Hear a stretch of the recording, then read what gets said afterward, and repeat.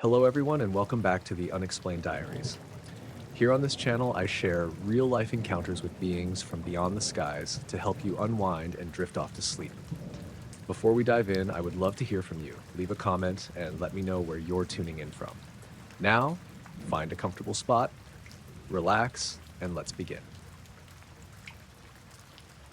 It was around 10:45 p.m. on a Tuesday night when I drove through that stretch of farmland just south of Loma, Colorado. I remember the time because I had checked the dashboard clock after passing the last gas station before the county line, trying to gauge if I'd make it to Grand Junction without having to stop again. I was alone, heading back from visiting my cousin in Montrose. The drive was mostly uneventful: flat two-lane roads, irrigation ditches, the occasional deer warning sign. Dead quiet. The air was that kind of dry chill you get after a hot day cools off too fast. The windows were down halfway, letting in the breeze, and I had the radio low, tuned to some late-night AM talk station, mostly static with bits of an old country song bleeding through now and then. It started with a smell. That's the first thing I noticed. I was passing this big open field, flat, endless rows of what I think was corn, as though it could have been something else. I caught a weird scent, sharp and sour, not like manure or pesticide. It reminded me of when you crack open a battery. Real faint, but definitely not right. I slowed down a little and leaned forward over the steering wheel to glance across the field, just out of habit more than anything. That's when I saw it. There was this huge, perfectly round section in the middle of the field where the crops were just down, completely flattened. It had to be at least 40 or 50 feet across, maybe more. No damage, no sign of machinery, no tractor lights in sight. Just this smooth, circular dent in the corn that looked too clean to be natural. Even from the road, I could tell the plants weren't broken or torn up. They were just pressed down, like something heavy had hovered right on top of them. No tracks leading in, no footprints. I pulled off onto the gravel shoulder without really thinking about it. The static on the radio kicked in hard the second I stopped, just a burst, almost like a pop, then dead air, then more static again, rising and falling in weird little pulses. I turned the volume down but didn't shut it off. The smell was stronger with the windows down. Still faint, but it was there. Chemical, like hot plastic and ozone maybe? Hard to describe. I got out, leaving the engine running. The whole area was quiet, way too quiet. No insects, no wind rustling the corn, but nothing. I stood by the ditch for a second and looked out across the field toward that circle. The moon was bright enough that I could see the edges clearly. It wasn't some random pattern. It was precise, like a compass had drawn it. I didn't go in. I don't know why. I'm not the nervous type usually, but something about the air made my skin itch. It felt like the air was heavier near that spot, like the pressure changed almost. I stood there maybe 2 minutes tops, just staring, breathing through my mouth to avoid the smell, and then I heard it. A hum, low, faint, almost more like a vibration than a sound. I thought it might be my engine at first, but I stepped back toward the car and realized it wasn't coming from that. It was coming from the field. Not above, not under, just around. It was steady, mechanical but soft, like a distant generator. And then it stopped, just blinked out mid-tone. I climbed back into the car and shut the door. The radio was still crackling, but now there were little patterns in it, like short blips. I could have convinced myself it was Morse code if I knew what that sounded like.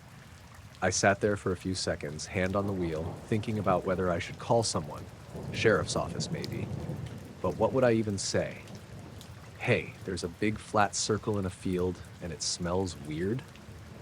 Right before I pulled back onto the road, I glanced in the rearview mirror. Just a habit. There was a figure standing out in the field. Not in the circle, off to the side of it, maybe 20 feet from the edge. Hard to tell how tall, but definitely human-shaped. Still, just standing there. I froze, looked again. Gone. Not walked away, not ducked or moved.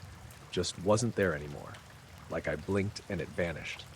I didn't wait around. Pulled back onto the road fast, tires kicking up dust. The radio cleared up a bit the farther I got, but never totally returned to normal until I was at least a mile past that field. A few minutes later, I passed an old barn with a busted windmill and figured that was the edge of the farmland. I told myself I imagined the person. Maybe it was a shadow or one of those scarecrows that look too real from the wrong angle. That made sense, kind of. But about 20 minutes down the road, something else happened. I came around a curve and noticed that all the car's dash lights flickered. Not off, just dimmed for half a second, then came back full. The headlights too. It was enough to make me check the battery gauge, but everything looked fine. Engine ran normal. Still, it rattled me a little. I glanced at the time, 11:12. The drive between where I pulled off and that curve should have taken about 10 minutes, maybe 12. I lost almost 20. I remember that part clearly, because I was already mentally calculating how late I'd get in. I don't remember pulling over or stopping. There were no turns, no exits, just a straight, flat highway. When I got to my hotel in Grand Junction, I parked under the light, turned the car off, and just sat there for a few minutes. The smell from earlier seemed to cling to my clothes. I even sniffed the fabric of my hoodie and could still catch traces of it. Eventually, I checked in, showered, and tried to sleep, but I kept thinking about the circle and the figure. I went back the next morning. Same road, same field. The crops were still flattened, still a perfect circle, but the color was wrong. The plants inside the circle looked duller, a little more grayish, maybe. Everything else around it was fine. No sign anyone had been there. No vehicles, no footprints, just the circle. And no smell. I stood there for a while, half expecting to hear the hum again. I even rolled the windows down to listen. Nothing. Dead quiet, same as the night before, but no weird vibes this time. No static on the radio either. I tried tuning it to that same station, got regular noise, no pulses, no pops, just bad AM reception like normal. I thought about walking out there, maybe just to the edge. I didn't. I drove away, and I haven't taken that route since. It was a Thursday night, or technically Friday morning, when the power went out. I remember that because I just finished up a Zoom call with a client in New Zealand. Time zones are hell, and I was shutting things down for the night. It was a little after 3. I was heading to bed, walking through the kitchen, when everything went dark. No flicker, no surge. Just click, gone. The overhead lights, the fridge hum, the little glow from the router in the corner, all out. I stood there in the kitchen for a second, waiting to see if it would pop back on, but it didn't. The neighborhood's pretty quiet at night, so I could tell right away it wasn't just me. No porch lights outside, no street lamps, just darkness. I keep a flashlight in the drawer by the fridge and a few candles in the cabinet over the sink. I wasn't panicked or anything. Power outages happen. This one just felt sudden, like it had been cut, not lost. I lit 2 candles and set them on the table. The old battery-powered wall clock above the sink was still ticking. I remember glancing at it. 3:17 a.m. I don't know why that stuck with me. Probably because I looked at my phone minutes before and it had said 3:14, maybe 3:15. But the wall clock already said 3:17, like it had skipped a couple minutes. I figured maybe the battery was dying, even though I'd replaced it not long ago. I turned my phone back on to double check the time. It said 3:17, the same exact time as the wall clock. But the second hand wasn't moving. It had stopped too, just stuck there, motionless. I tried opening the clock to check the battery, but it was warm to the touch. Not hot exactly, but warmer than it should have been. I pulled the clock down off the hook and set it on the counter. It just sat there, dead. Outside, the street was silent. No cars, no crickets, no breeze, nothing. I looked through the window and didn't see anything out of place. But the stillness felt strange, heavy, like everything had paused for a moment and hadn't started back up. I sat at the kitchen table for maybe 15 minutes, just letting the candle burn down and waiting for the lights to come back on. When they finally did, it was all at once. No flickering or slow return, just full brightness. The ceiling light, the fridge, the stove clock, and the microwave. That's what made my stomach drop. The microwave clock flashed 3:17, not 3:34 or 3:35 or whatever time it should have been, just 3:17. Same as everything else. I checked the oven clock. Same thing. 3:17, blinking. I looked back at my phone, still said 3:17. And then, just like that, the clocks resumed. My phone jumped to 3:36. The wall clock ticked forward a second. The microwave started blinking normally, like it had just rebooted. But it all froze there first, at that same exact time. I went to bed, but I didn't sleep. Not really. I kept checking the time, kept listening for the hum of the fridge or the little creak of the house settling. Everything sounded normal, but something felt off, like I was waiting for something else to happen. Nothing did, until the next night. I was already half asleep around 3 a.m., drifting off when I heard the little whine of my phone charger disconnect. Just a faint chime, like it had been unplugged.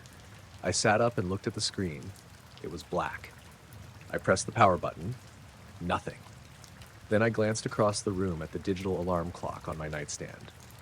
3:17. Blinking. No lights in the hallway. The AC fan had stopped. Power was out again, but only in the house. I checked the window and saw my neighbor's porch light still on. Street light across the road was glowing. The houses around me still had power. Just me. I got up and walked through the house. Kitchen, living room, everything was dead. My flashlight still worked, and I checked the circuit box just in case. No breakers flipped. Everything looked normal. But the microwave was dark. The stove clock, too. I lit a candle again and stood in the kitchen, not sure what to do. That's when the fridge kicked back on by itself. I looked at the microwave, its screen lit up. 3:17, same as the night before. That pattern kept happening. Next night, same thing. Not always with a full outage. Sometimes it was just the Wi-Fi cutting out or my phone restarting randomly.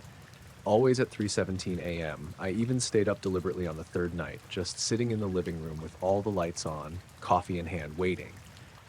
At exactly 3:17, the table lamp dimmed for a split second. Not off, but like something sucked a little power out of it.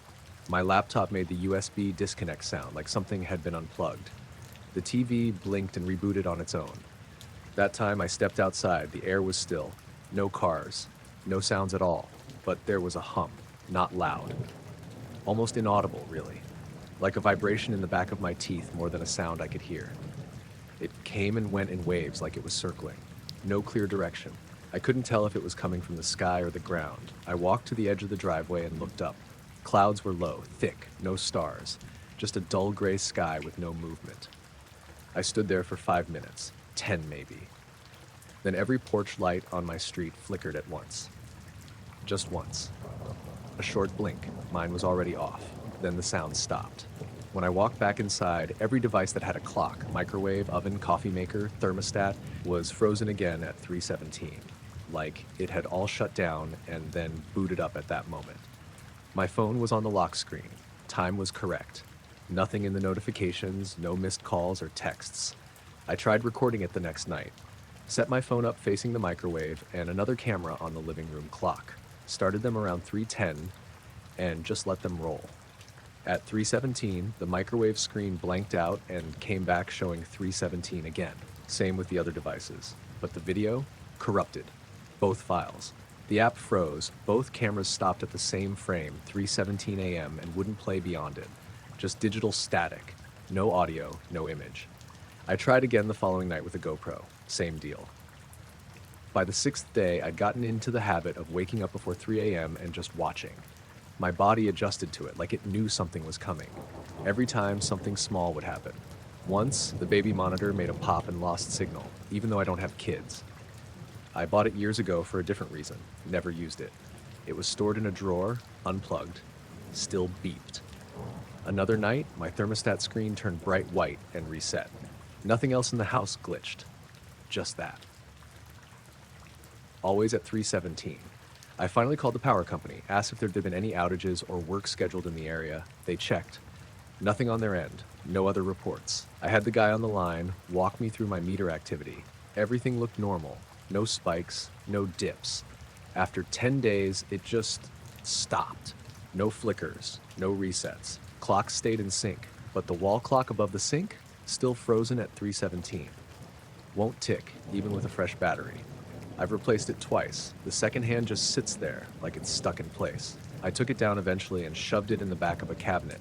I still wake up around that time sometimes, without an alarm. Just my body telling me it's 3:17 again. It usually is. I lived in a second-floor apartment over a dentist's office, the kind of place that always smelled faintly like mint and disinfectant when the vents kicked on. That night had been quiet. No sirens, no loud neighbors, just the the low hum of the refrigerator in the kitchen, and rain tapping against the window unit. I went to bed around 11:30. I remembered checking my phone. 2 unread emails, 1 text from my sister about our mom's birthday. Normal stuff. I plugged it in on the nightstand and turned onto my side. The rain got heavier for a while, then slowed to a soft, steady patter. I fell asleep pretty fast. I woke up at some point in the night because the room felt wrong. That was the first clear thought I had. Not loud, not scary yet, just wrong. There was light in the room. Not from outside, my blinds were the cheap plastic kind that blocked most of the streetlight glow. This was different. It was soft but filled the whole space, like someone had turned on a lamp with a thick white shade. I could see the outline of my dresser, the laundry chair in the corner, the door. Everything looked washed out, like the contrast had been turned down. I tried to lift my head, and that was when I realized I couldn't. It wasn't like being held down. It felt more like my body was too heavy to move, like gravity had quietly doubled. I tried wiggling my fingers first. Nothing. My arms felt like they were buried under sand. My chest moved, so I knew I was breathing, but even that felt slow, like my lungs were working through syrup. I wasn't panicking yet. I remember thinking, oh, this is that thing, sleep paralysis. I'd read about it before. Your brain wakes up before your body does. People see stuff. That explanation felt solid for maybe 10 seconds. Then I noticed the sound, a low hum. Not loud, but steady. It didn't come from one direction. It felt like it was just there, in the air. It reminded me of standing near a big electrical transformer, that faint buzzing you feel more than hear. My eyes were open, and I could move them a little. I looked toward the window. The blinds were glowing. Not bright beams coming through the slats, more like the plastic itself was lit up from behind, evenly. I tried to swallow and couldn't. My mouth was dry. My heart started to beat harder, and I could hear it in my ears. I tried to tell myself it was a dream layered on top of being half awake. That still made sense. Mostly. Then the light shifted. It didn't flicker. It didn't get brighter. It sort of tightened, like the room had been filled with foggy light, and now that fog was slowly pulling toward the center of the ceiling. The corners of the room got darker, while the space above my bed stayed bright. I wanted to turn my head to look straight up, but my neck wouldn't cooperate. My eyes strained, and I caught just the edge of something in the upper part of my vision. Not a shape exactly, more like a place where the light looked thicker, like heat shimmer over asphalt. The hum got slightly louder. Still not loud enough to hurt, just present. I had this strong, stupid thought that my upstairs neighbor had put some kind of machine on the floor and it was shining through the ceiling. That didn't make sense, and even in that moment I knew it, but my brain kept reaching for normal explanations and coming up short. My phone screen lit up on the nightstand.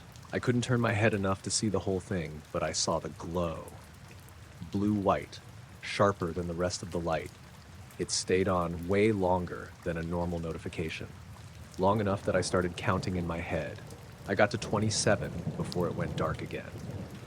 The heavy feeling in my body got worse for a second, like I was sinking deeper into the mattress. My ears popped, like when you go up a hill too fast. The hum dipped lower, almost like it was winding down. And then everything just stopped.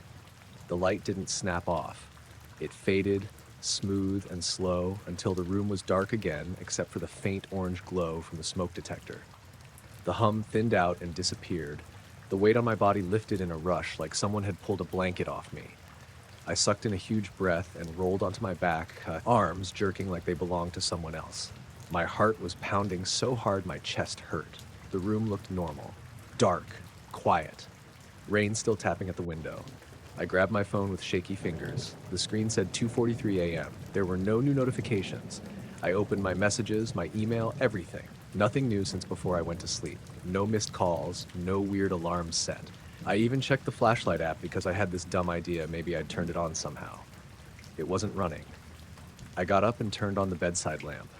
Warm yellow light filled the room. Totally normal. I checked the window. The blinds were in place, no gaps. Outside was just the wet parking lot and the street light across the road. I went to the bathroom, splashed water on my face, and stood there staring at myself in the mirror. I looked pale, eyes wide, hair smashed on one side. I kept expecting to see something off, marks, redness, anything. There was nothing. Back in bed, I left the lamp on. I didn't care about sleep anymore, but I must have drifted off anyway. My alarm went off at 7. For a second, I thought the whole thing had been a dream. Morning light came through the edges of the blinds, gray and rainy. My room looked small and ordinary again. The lamp was still on. Then I noticed my phone battery. It was at 12%. I always charged it overnight, and I hadn't touched it after plugging it in. The charging cable was still connected, but it was loose at the wall. Not unplugged, just not fully pushed in. Enough that it hadn't been charging. I didn't remember touching it. I checked my screen time out of habit. It showed over 3 hours of active use between 2 and 5 a.m., most of it listed under home and lock screen. No apps open, just the screen on. I stood there in my pajamas, phone in hand, trying to replay the night. I remembered waking up with the light. I remembered grabbing my phone at 2:43. After that, nothing until the alarm. I told myself I must have been half asleep, messing with it without remembering. That made more sense than anything else. In the kitchen, I poured cereal and noticed the microwave clock. It said 6:17. The stove clock said 7:12. I knew there had been a power flicker earlier in the week, but I'd reset both. I was sure of it. Now they were both wrong, and wrong in different ways. I reset them again, hands moving automatically. My apartment felt slightly off, like after you move furniture and can't remember how it looked before. When I left for work, my downstairs neighbor, Mrs. Alvarez, was out front under the awning, smoking. She squinted at me and said, "Power went out last night for a bit. You lose anything?" I paused halfway down the steps. "I don't think so." "What time?" "Little after 2, maybe?" My TV shut off, came back on by itself. I nodded like that was useful information, like it explained anything. At my car, I unlocked it and stopped. The passenger seat was reclined all the way back. I never touched that seat. No one rode with me. I stood there in the drizzle, keys in my hand, trying to remember the last time I even opened that door. I couldn't. I leaned in and pushed the seat upright again. The fabric felt slightly damp, like it had been left near an open window, even though everything was closed. I drove to work in a fog, not sleepy exactly, just detached. Every time I stopped at a red light, I glanced up at the sky without meaning to. It was low and gray, clouds hanging heavy over the highway. That night, when I went to bed again, I didn't plug my phone into the wall. I set it face down on the dresser across the room. I lay there in the dark, listening to the building creak and the pipes knock. Every little glow made my stomach tighten. Car headlights passing, the LED on the smoke detector. I didn't sleep much. But nothing happened. Still, every time I wake up in the middle of the night now, I check the room before I move. I listen for that low hum, that pressure in the air. Sometimes I think I almost hear it, right at the edge of everything else. I was working closing shifts at the Shell station off Route 9, just outside a small town called Freeland, Pennsylvania. Nothing special about it. The store closed at midnight, and by 12:30 I'd usually locked up, counted the till, and swept out the front. The walk home took about 15 minutes if I cut through a couple residential blocks. It was a Tuesday night, maybe a little after 12:45. Early March, still cold, but not freezing. You could smell wet asphalt and leftover salt on the curbs. I had my hoodie up, hands in my jacket pockets, earbuds in, not really thinking about anything, just moving. The neighborhood was quiet, like it always is after midnight. A couple porch lights still on, no cars. I remember checking a side window at the old Garibaldi house and seeing their big TV glowing blue, same as always. I just crossed Pine Street when it happened. The streetlights in front of me, like 5 or 6 of them in a row, flickered once, then cut out all at the same time. Just blinked off. Not slowly, like a power sag. Not a pop or flash, like a transformer blew. Just a clean, synchronized off. That stopped me. Not completely, but enough to slow down. I pulled one earbud out and looked around. The lights behind me were still on. The ones ahead were dark. Side houses still had power. Porch lights were fine. It was just the street lights. I stood there in the middle of the sidewalk for a few seconds, just staring down the block. It looked darker than it should have. Not pitch black, but thick, like the shadows were closer somehow. Then the sound started. At first, I thought it was just in my head, like pressure or that inner ear whine you get on a plane. But it grew, slow, steady, low, not a mechanical hum, not a buzz. It was deeper, like it was coming through the ground and the air at the same time. The hairs on my arms stood up under the sleeves. I thought maybe I was getting sick. Lightheaded, my legs felt weird, like I was wading through water that wasn't there. Not heavy, just unsteady. The air smelled different too. Not bad, just sterile, like plastic and ozone. I took a few steps back, looked up toward the lights that were still working behind me, then glanced forward again. There was something at the end of the block. Not a shape exactly, more like a distortion, like heat rising off a road but vertical. It shimmered right in the middle of the street where the yellow lines ran, stretching maybe 10 feet high. I couldn't see through it clearly, just a blur like someone smeared the air. I didn't move, not because I was scared yet, but because something about it didn't make sense. I blinked a few times, rubbed at my nose, tried to steady my breathing. I thought, okay, maybe I'm about to faint. Maybe this is a low blood sugar thing. The humming got louder, but not painfully, just everywhere. I started to turn back, thinking I'd just walk around the block, maybe sit down. That's when everything shifted. Not in the street. In my head, like a reel skipping in an old tape player. No pain, no fall, just a flick. Then I was somewhere else, on my couch, shoes still on, jacket zipped, hood down. The room was dark except for the blinking of the router in the corner and the microwave clock in the kitchen. 3:08 a.m. I sat up slowly. My legs were tingling like they'd been crossed too long. My neck was stiff, phone still in my pocket, screen dark. I pulled it out and tapped it. Low battery, no missed calls or texts. Last thing I'd opened was Spotify. A song I didn't remember queuing had played 26 times in a row. I stood up, shaky, and checked the front door. Locked, chain on. The rug by the door was undisturbed. No sign I'd taken off my shoes or dropped my keys, but the keys were on the table, like I'd set them there. I walked the apartment in circles, trying to figure out if I'd imagined the whole thing. Everything looked fine. Lights off, dishes still in the sink. Bathroom mirror fogged a little, like someone had taken a hot shower recently, even though I hadn't. I went back to the couch and sat down. My heart wasn't racing, but it felt wrong. Like I'd missed something important. Not like I'd blacked out, just like I'd skipped ahead in my own life without meaning to. I opened my phone again and looked at the map app. My location was still pinged about 4 blocks from the gas station, exactly where I'd been when the lights went out. No movement logged, just that one pin. I don't remember walking home. I don't remember anything after the shimmer in the road. The next morning, I checked the local outages page for the utility company. Nothing reported overnight in my area. I walked that same block again on my way to work. Nothing weird. All the lights were working. No cameras on the poles. No trucks or dig sites. Just normal. But every time I walk past that spot now, I glance down the street before I cross. Just to check. The lights never flicker again. But I still feel that pressure sometimes, just behind my ears. I was on my way from Boise to Reno, taking the long route because I'd been trying to avoid the interstate. Don't ask me why. I think I just needed a break from the usual pace. I'd stopped in a small town somewhere near the Oregon-Nevada border, a place called Fields, or maybe Denio. Can't remember exactly now, but it was one of those towns that doesn't really feel like a town. Just a gas pump, a diner, and a squat single-level motel with sun-bleached plastic chairs outside every door. It was late when I got in, around 9:30. I was tired. My back hurt from being in the car all day, and the heat had that dry, clinging quality even though the sun had been down for an hour. I checked in at the little window, no lobby, and got room 5. The parking lot was gravel, mostly empty except for my car and what looked like an old Ford pickup with a tarp over the bed. The room was what you'd expect. Yellowed lamp on the nightstand, bedspread with that stiff floral pattern, air conditioner stuck halfway in the wall. The kind of place that doesn't feel like it's been cleaned so much as just left alone. But it was fine.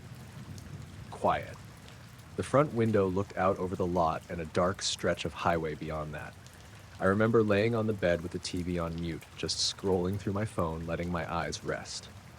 I set my watch on the nightstand, plugged my phone in, then turned everything off around 11:15. Curtains drawn, door locked, bathroom fan humming. Nothing weird. Then I woke up. I don't know what time it was. No alarms, no dreams waking me up. I just opened my eyes and realized the room wasn't dark anymore. There was light coming through the curtains, soft, white, almost bluish. Not flickering, not moving, just steady. Bright enough to illuminate the whole room through the thin fabric, but not sharp like headlights. It filled every corner.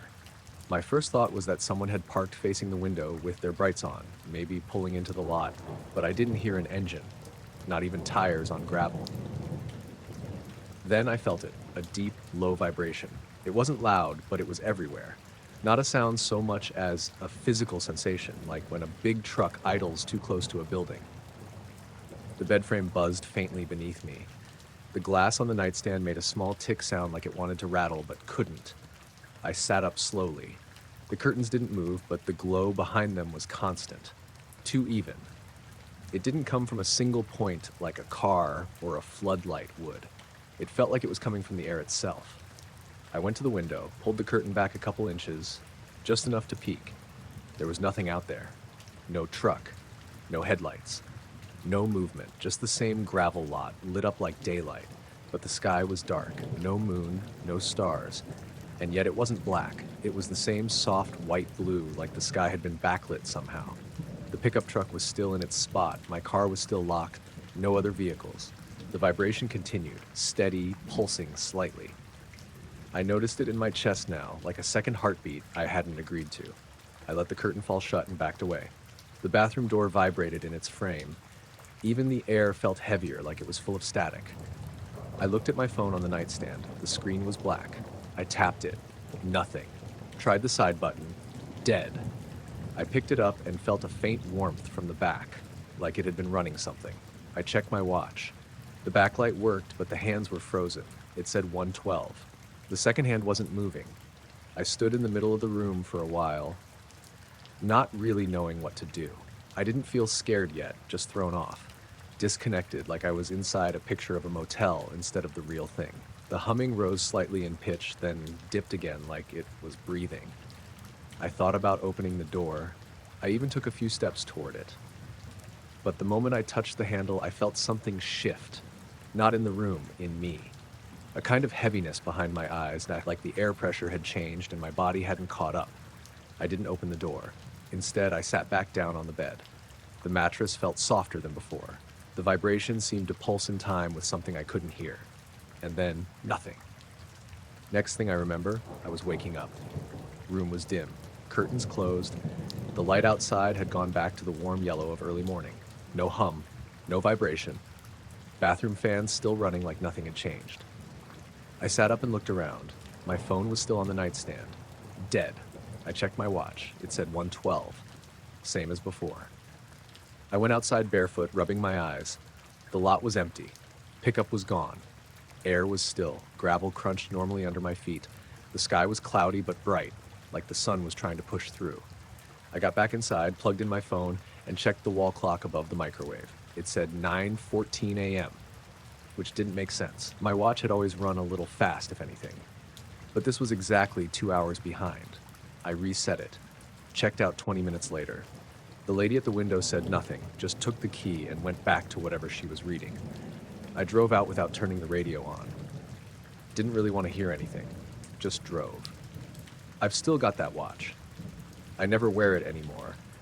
But I didn't throw it out either. It never kept time right again. This happened last fall, sometime in October. I was at a bonfire out in Colton, small town just west of where I live in Oregon. My friend Jody throws one every year on her uncle's land. It's just a cleared out field surrounded by forest. Real casual, lawn chairs, fire pit, folding table with chips and hot dogs. People drink, catch up, then peel off whenever. I got there around 8 p.m., stayed until just after midnight. I hadn't been drinking, had a beer early on, but I was mostly sipping soda the rest of the night. I remember being a little tired, but clear-headed. It had cooled down a lot after sunset, high 40s maybe, and the sky was perfectly clear. I remember thinking it was one of the better nights we'd had for stars in a while. The drive home should have taken just under 30 minutes. I took my usual route, down Dovetail Road until it hits the 211, then east to town. Hardly any traffic at that hour, just a few houses set back from the road and long stretches of forest. I was about 10 minutes into the drive when I noticed the light. It was up ahead and off to the left, maybe a couple 100 feet above the tree line. Not blinking, not moving, just bright with maybe a slight blue tint, hard to describe. At first I thought it was a helicopter, maybe state police doing a sweep or something, but there was no sound, and it wasn't moving at all, just hovering. I slowed down and eventually pulled off into the gravel shoulder. Left the engine running, headlights still on. It wasn't like I felt scared right away, I was just curious. The light didn't seem threatening, but it was strange enough that I wanted to get a better look. I turned down the radio and rolled down my window. Still no sound. The forest was quiet.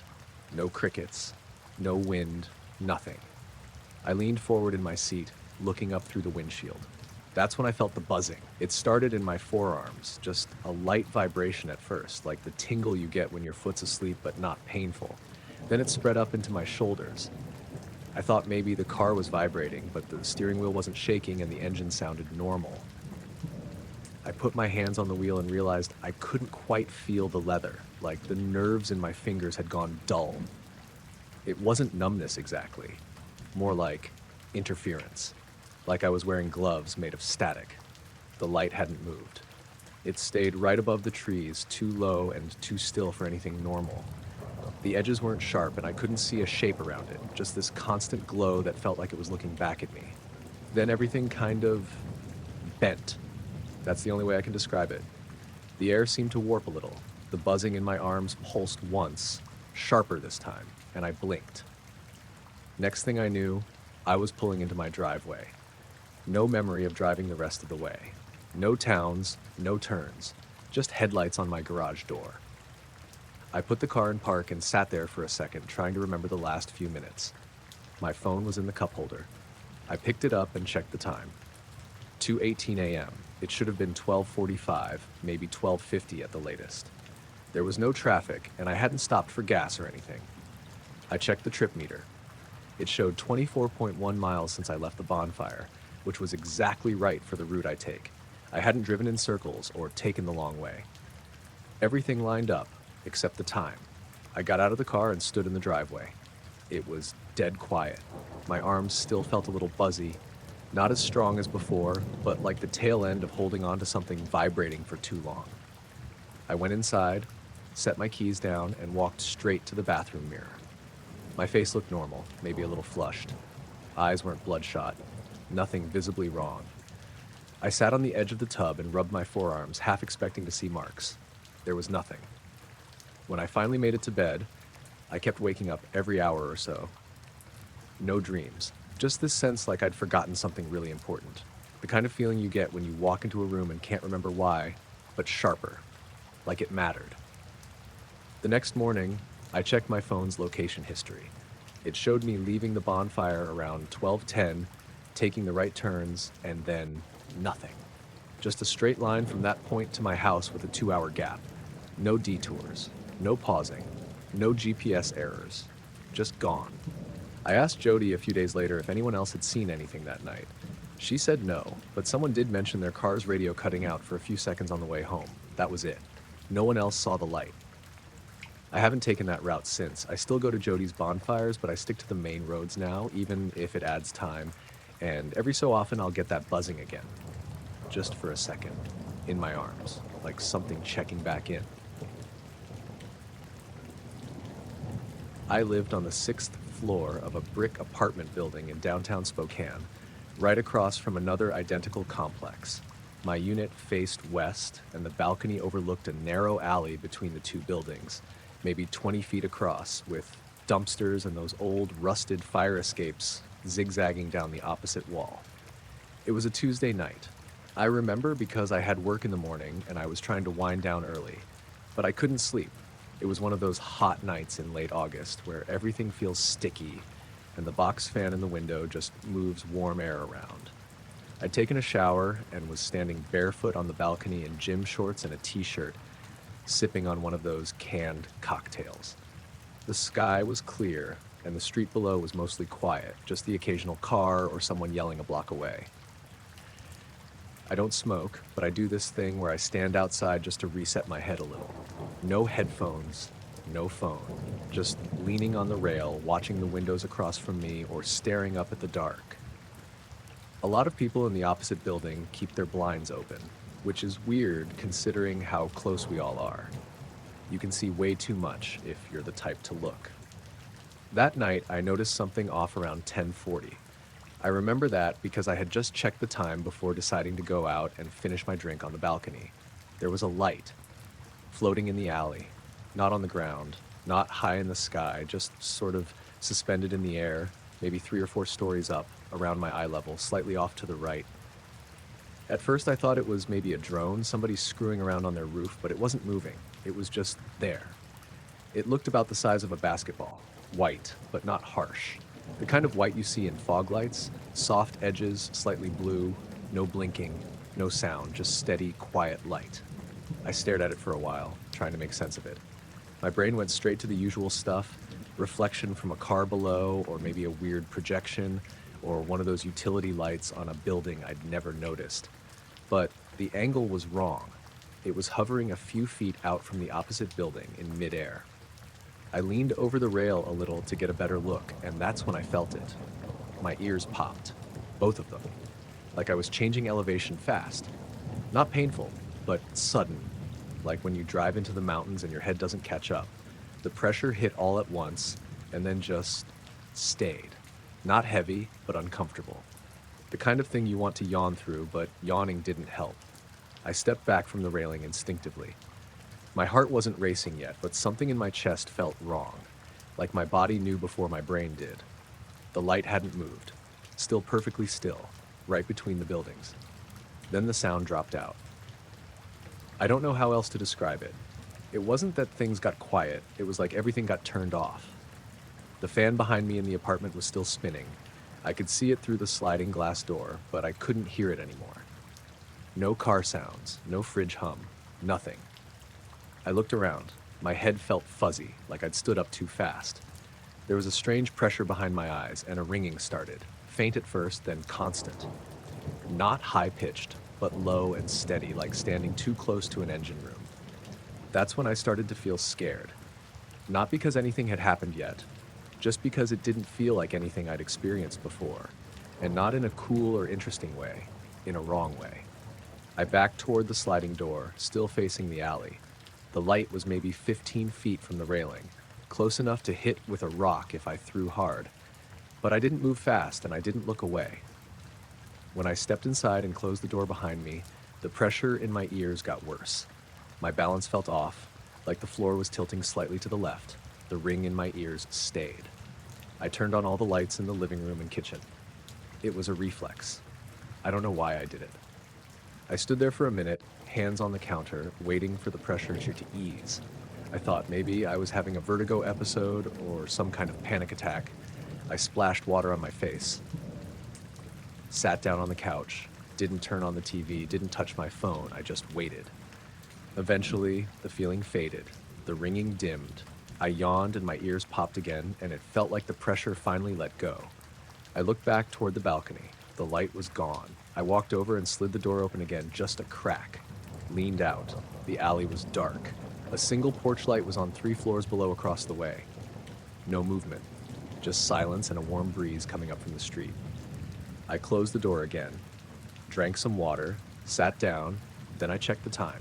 It was 12:28. That stopped me. I double-checked, pulled down the phone screen. The time didn't change. I checked the microwave clock. Same thing. I'd gone out onto the balcony just after 10:40. I was sure of it. The drink wasn't even halfway done. I hadn't sat down or fallen asleep or watched anything. There was no gap. I remembered everything. The light, the pressure, going inside. But somehow almost 2 hours had passed. I stood there in the kitchen holding my phone, just trying to think of what could explain it. I checked my call history, my browser, the camera. Nothing. No texts, no apps open, no background music or timers running. I walked the apartment like I was going to find something out of place. Nothing was. Everything looked exactly how I'd left it. My keys were on the counter. The front door was still locked. The drink was still sitting on the balcony railing where I'd left it. Condensation gone. The can warm to the touch. I didn't sleep that night.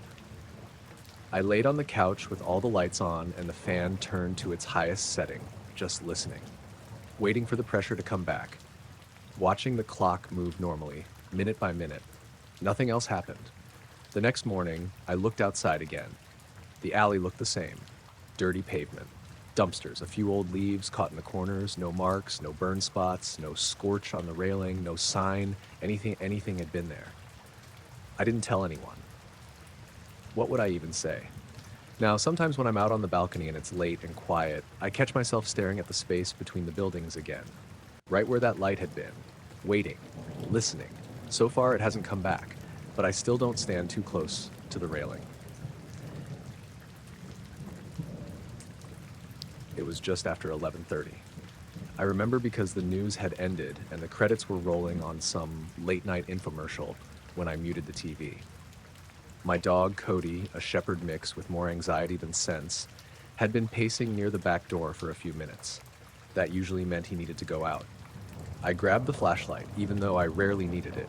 Our backyard backs up to a thin patch of trees, and beyond that, open pasture. No streetlights, no fences, just grass and dark. I opened the sliding door and Cody trotted out like usual, nose low to the ground, tail wagging a little. It was cold, but not bitter. Late March kind of cold. Damp. Still air. Everything felt quiet in that way. It only gets when it's really late and you're far from traffic. The kind of quiet where you can hear your own breathing. I stood there watching him sniff around the edge of the lawn, near where the grass fades into brush. I didn't step out right away, just leaned against the door frame and let the cool air come in. Then I noticed something strange. There was a shadow across the lawn. That wouldn't be weird, except there wasn't anything to make it. It stretched long, from somewhere behind Cody toward the deck. Narrow, like a person's shape, but thinner. Almost like someone stretched vertically and erased most of the features. It didn't match anything I could see. Not the dog, not the few bare trees near the edge of the yard, and definitely not me. I stepped out onto the deck and clicked on the flashlight. The beam didn't help. It only made the edges of the shadow stand out more sharply, like it was absorbing more light than the rest of the grass. I looked up, instinctively. The sky was overcast, just a dull, uniform gray. No moon, no stars, nothing that should have been throwing a shadow that sharp. That's when Cody stopped moving. He froze mid-step, head still down, but ears perked high. Then he let out this soft whine, the kind he does when he's unsure about something.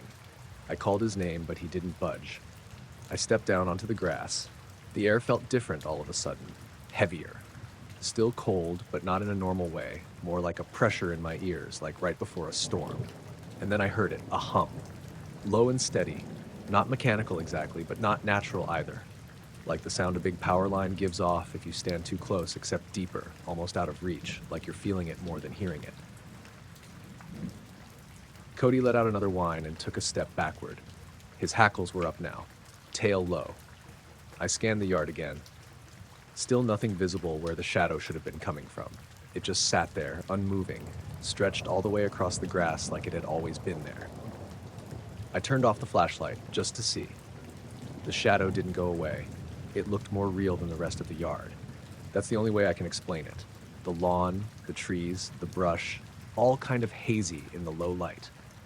But the shadow was sharp, like someone had cut it into the scene with a razor. I took a few slow steps toward Cody. The hum got slightly louder the closer I got to the far side of the yard. Still not loud, but enough to feel it behind my eyes. Cody growled, quiet, unsure, and backed up toward the deck. I crouched, called him again, more firmly this time. He didn't come until the hum started to fade. It didn't cut out all at once. It tapered, like a speaker being turned down slowly. As it faded, the pressure in the air eased too. My ears popped. I didn't realize they'd been blocked until that moment. Then the shadow started to move. Not away. Not toward me. It just shifted, stretched a little farther along the yard, then slowly thinned out until it wasn't there anymore. No sound. No flash. Nothing left behind. Cody sprinted past me the second it vanished and bolted inside. I followed, locked the sliding door, and closed the curtains without even thinking about it. Inside, the house felt normal again. Quiet. No more pressure. I sat on the edge of the couch, still holding the flashlight, and watched Cody curl up tight under the coffee table, panting. He didn't come out until almost 2 a.m. The next morning, I went outside just to see. There was nothing on the lawn. No markings, no footprints, no burned spots or flattened grass, but the birds were gone. Usually we had robins all over the place by then, pulling worms, hopping around the yard. That morning, not one. It stayed like that for 2 more days. No birds. Cody refused to go near the back door at night. I had to walk him out front, which he hated. On the 3rd night, I tried again. Slid the door open just a crack. The air felt normal. Cody stepped out cautiously and did his thing near the porch, eyes on the tree line the whole time. Still no birds. I never saw that shadow again. But sometimes late at night when I'm letting Cody out, I turn off the porch light and just watch the yard, just in case. I live in a small house on the edge of town, a few blocks past the last gas station, near where the road turns into gravel. It's quiet, which I like. I've got a decent-sized yard that backs into some brush, and beyond that, it's just open field until the train tracks. Nothing fancy, just a place to be left alone. This happened in January. I think it was a Monday night into Tuesday, right after the first real snow of the season. Not a blizzard, but a solid 5 inches. Enough to cover everything and smooth out the yard so it looked untouched. The air had that cold hush to it, where even the birds seemed to shut up. I went to bed early that night, around 10, I think. I'd been dragging all day for no real reason, like I hadn't slept the night before, even though I had. I remember locking up, brushing my teeth, and crawling under the covers with a hot water bottle because it was just cold enough to bite through the blankets. I didn't hear anything in the night. No weird dreams, no power outages, nothing. When I woke up the next morning, my body felt like it had been through something. My legs were sore, especially my calves. I'd gone on a long hike the day before, which I hadn't. My lower back ached. Even my shoulders felt worked. I figured maybe I just slept weird or pulled something shoveling the driveway, but the driveway hadn't been touched yet. I shuffled into the kitchen, turned on the kettle, and looked out the back window. There were no tracks in the yard, no deer prints, no rabbit hops, just clean snow and one melted circle. It was maybe 10 feet wide, dead center in the backyard, not slushy or disturbed, just gone. A near-perfect circle of exposed grass surrounded by untouched snow. The grass underneath looked slightly damp, like it had thawed recently. No burn marks, no signs of digging, just a smooth ring, clear as day. I stood there holding my mug with the kettle whistling behind me, just staring. I hadn't gone out there, I was sure of it.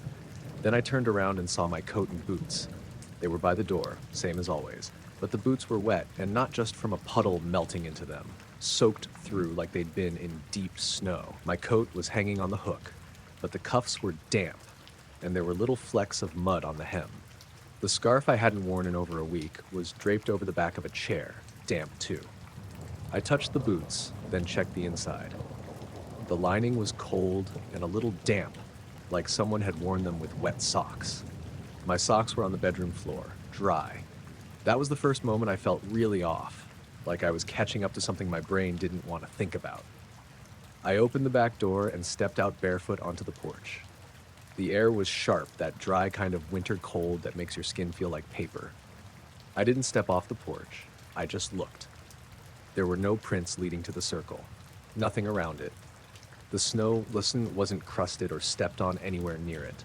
Just that one perfect melted patch, like someone had laid a giant hot plate on the ground and lifted it straight back up. I went back inside, locked the door, and stood there holding it for a few seconds. I kept thinking about the soreness in my legs, like I'd walked in my sleep or been somewhere I wasn't supposed to be. I don't sleepwalk. Never have. I don't drink much. I don't take anything stronger than ibuprofen. I checked my phone to see if I'd texted or called anyone overnight. Nothing. Battery was at 82%, same as it had been when I plugged it in. I turned off the kettle, didn't even pour the water. The rest of the day, I felt off balance. Not dizzy exactly, but like I wasn't fully in my body. Little things bugged me more than usual. Light switches that didn't click right. Sounds coming from across the field I couldn't place. A train passed around 3 that afternoon, and the whistle felt too close, even though the tracks are half a mile away. That night, I set up my phone by the window, just recording a time lapse out of habit. I didn't expect anything, but I figured if something showed up, I'd rather see it on a screen than experience it again. Nothing happened. At least, not that I saw. The next morning, there were no new circles, no prints, no changes. The boots and coat were dry. My legs didn't ache anymore. I checked the time lapse. It ran fine. No glitches, no gaps, just clouds drifting across the moon and the occasional tree branch moving. But I still think something happened that night. I just don't know what. Every few mornings since then, I've woken up with that same soreness in my calves. Not every day, not even every week, but enough that I notice, enough that I look out the window before I do anything else. And sometimes, when the yard's covered in fresh snow, I see little indentations. Not footprints, just spots where the snow is packed tighter, like something stood there without walking in. I haven't touched the melted circle. Grass grew back normal in the spring. You wouldn't know it was ever there, unless you knew where to look. This happened last September, just outside of White Salmon, Washington. I was visiting my cousin for a long weekend and had taken a solo hike on one of the utility access roads that cut through the hills east of town. Nothing fancy, just gravel paths that weave beneath the high voltage lines. Not an official trail, but locals use them for jogging or walking their dogs. It was around 6:45 p.m., warm and dry, that kind of late summer dusk, where the light hangs in the trees longer than it should. I'd been walking maybe half an hour, had my headphones in, just one earbud with some podcast playing I wasn't really listening to. I wasn't in a rush, just wanted to stretch my legs before it got dark. The sun was behind the ridge to the west, so the sky still had light, but the trees cast long shadows. I was about to turn around when I noticed something odd with the air ahead of me. About 20 or 30 feet further up the path, directly under the power lines, the air looked wrong. Not foggy, not dusty, just distorted, like the shimmer you get off asphalt on a hot day, except it wasn't hot. And the distortion wasn't coming off the ground. It was in the air above the path, maybe 20 feet up, just below the lines. It hung there like a patch of warped glass. I slowed down and took my earbuds out, no noise. The usual hum from the lines wasn't there, which is what really stuck out. Normally you can hear that faint buzz when you walk under them, but this was dead quiet. I thought maybe it was smoke, like someone had a campfire nearby, but it didn't move like smoke. No drifting, no scent. It was too still. And then this is the part that I've replayed in my head a dozen times. Something passed through it. Not a bird, not a plane. A shadow. Circular. Almost perfectly so, maybe the size of a small car. It glided across the distortion from left to right. Smooth, silent, and quick. But there was nothing visible in the sky. Just the shadow. No object, no noise, no breeze. Just this round absence, like something invisible had moved through the shimmering air. I looked up immediately. Clear sky, not a single cloud, trees on either side of the corridor, but no branches hanging over the path. I scanned every direction, but there was nothing up there, just the last pinks and oranges of sunset fading out. I pulled out my phone, thinking maybe I could record it, whatever it was, but the screen was frozen, not off, not crashed, just stuck on my home screen. I hit the side button, swiped, tapped, nothing worked. After a few seconds, the whole thing blinked black and restarted on its own. While that was happening, I glanced at my wrist. I wear a Garmin smartwatch, mostly for running, but I keep the heart rate monitor going most of the time. It was showing a dash where the heart rate number should be, just JAS, BPM. Usually, even when I take the watch off, it shows something. I tightened the strap. Nothing changed. I toggled through a couple screens, no data. It was like it had lost contact with me, even though it was still snug on my wrist. I stood there another minute or so, staring up at the wires. The shimmer was still there, but fading. It didn't dissipate like fog, it just sort of tightened, like it was being pulled upward and away. Within a few seconds, the air was normal again. The buzz from the lines returned, faint but definitely there. I looked down at my watch again. It beeped once, I didn't press anything, and then the heart rate popped back in. 86 BPM, normal for walking. My phone finished rebooting. No errors, no warnings, just back to the lock screen like nothing had happened. I stood there for maybe 5 more minutes just trying to decide whether I'd actually seen what I thought I did. Then I walked back the way I came. Didn't run, didn't freak out, but I kept looking over my shoulder the whole time. Back at the house, I checked the activity data on the watch. Everything was normal until about 6:48 p.m. Then there was a 5-minute gap. Just a blank spot where it should have logged rate, movement, and steps. No dip, no zero, just missing. Same with the GPS. The map showed a clean line up the path, then a break, then it resumed again half a mile back, near where I must have turned around. I didn't tell my cousin about it. I didn't really know how. I wasn't scared exactly, just rattled. It felt like I'd brushed up against something I wasn't supposed to notice. I went back home the next day. Haven't walked under power lines since.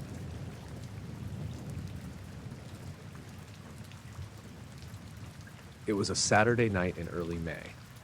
My wife, Dana, and I had just gone to bed around 1:30 a.m. Our youngest, Ellie, had finally stopped coughing and fallen asleep, and the older two were at a sleepover at my sister's. The baby monitor was on low. It had been a long day, and we were both half asleep already when we heard the noise. It started as a low hum, deep enough that it rattled the windows just slightly, like a distant train. But it wasn't constant. It pulsed, kind of like a slow wave.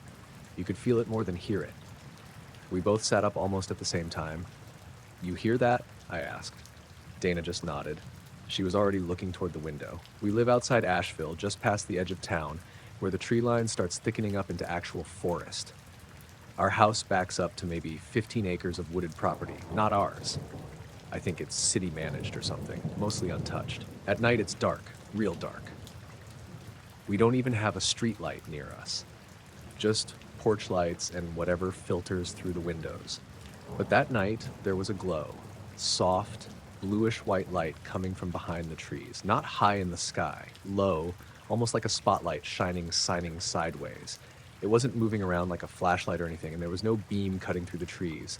Just this even light diffused through the trunks and leaves, bright enough that we could see our shadows on the bedroom wall. But it didn't light up the ceiling or the rest of the house, which made no sense. The hum kept going, that slow, vibrating rise and fall like it was echoing from deep underground. I got out of bed and walked to the window, pushed the curtain aside. Dana stayed sitting up, watching me. I could see the backyard clearly, the porch, the garden boxes, the swing set. All of it had this bluish tint, like how everything looks under a full moon, but there was no moon that night. The glow was coming from past the fence behind the trees. I couldn't see the source. It was too low or blocked, but it lit up the trunks from the side in this weird, directionless way. I didn't say anything at first, just stood there, trying to figure out what I was even looking at. There were no shadows on the trees themselves, just a steady brightness, no flicker, no motion. Dana came up beside me after a few seconds. Neither of us opened the window. I don't think we even thought to. It just didn't seem like something we should get closer to. We stood there maybe a full minute before the hum changed. It got deeper, more of a pressure than a sound. I could feel it in my chest. Dana stepped back from the glass, hand on her stomach like it made her nauseous. I remember her whispering, "That's not thunder," like she needed to say it out loud. And then it stopped. The light blinked out, not slowly, not like it dimmed, just gone like someone flicked a switch. Instantly, the backyard was dark again.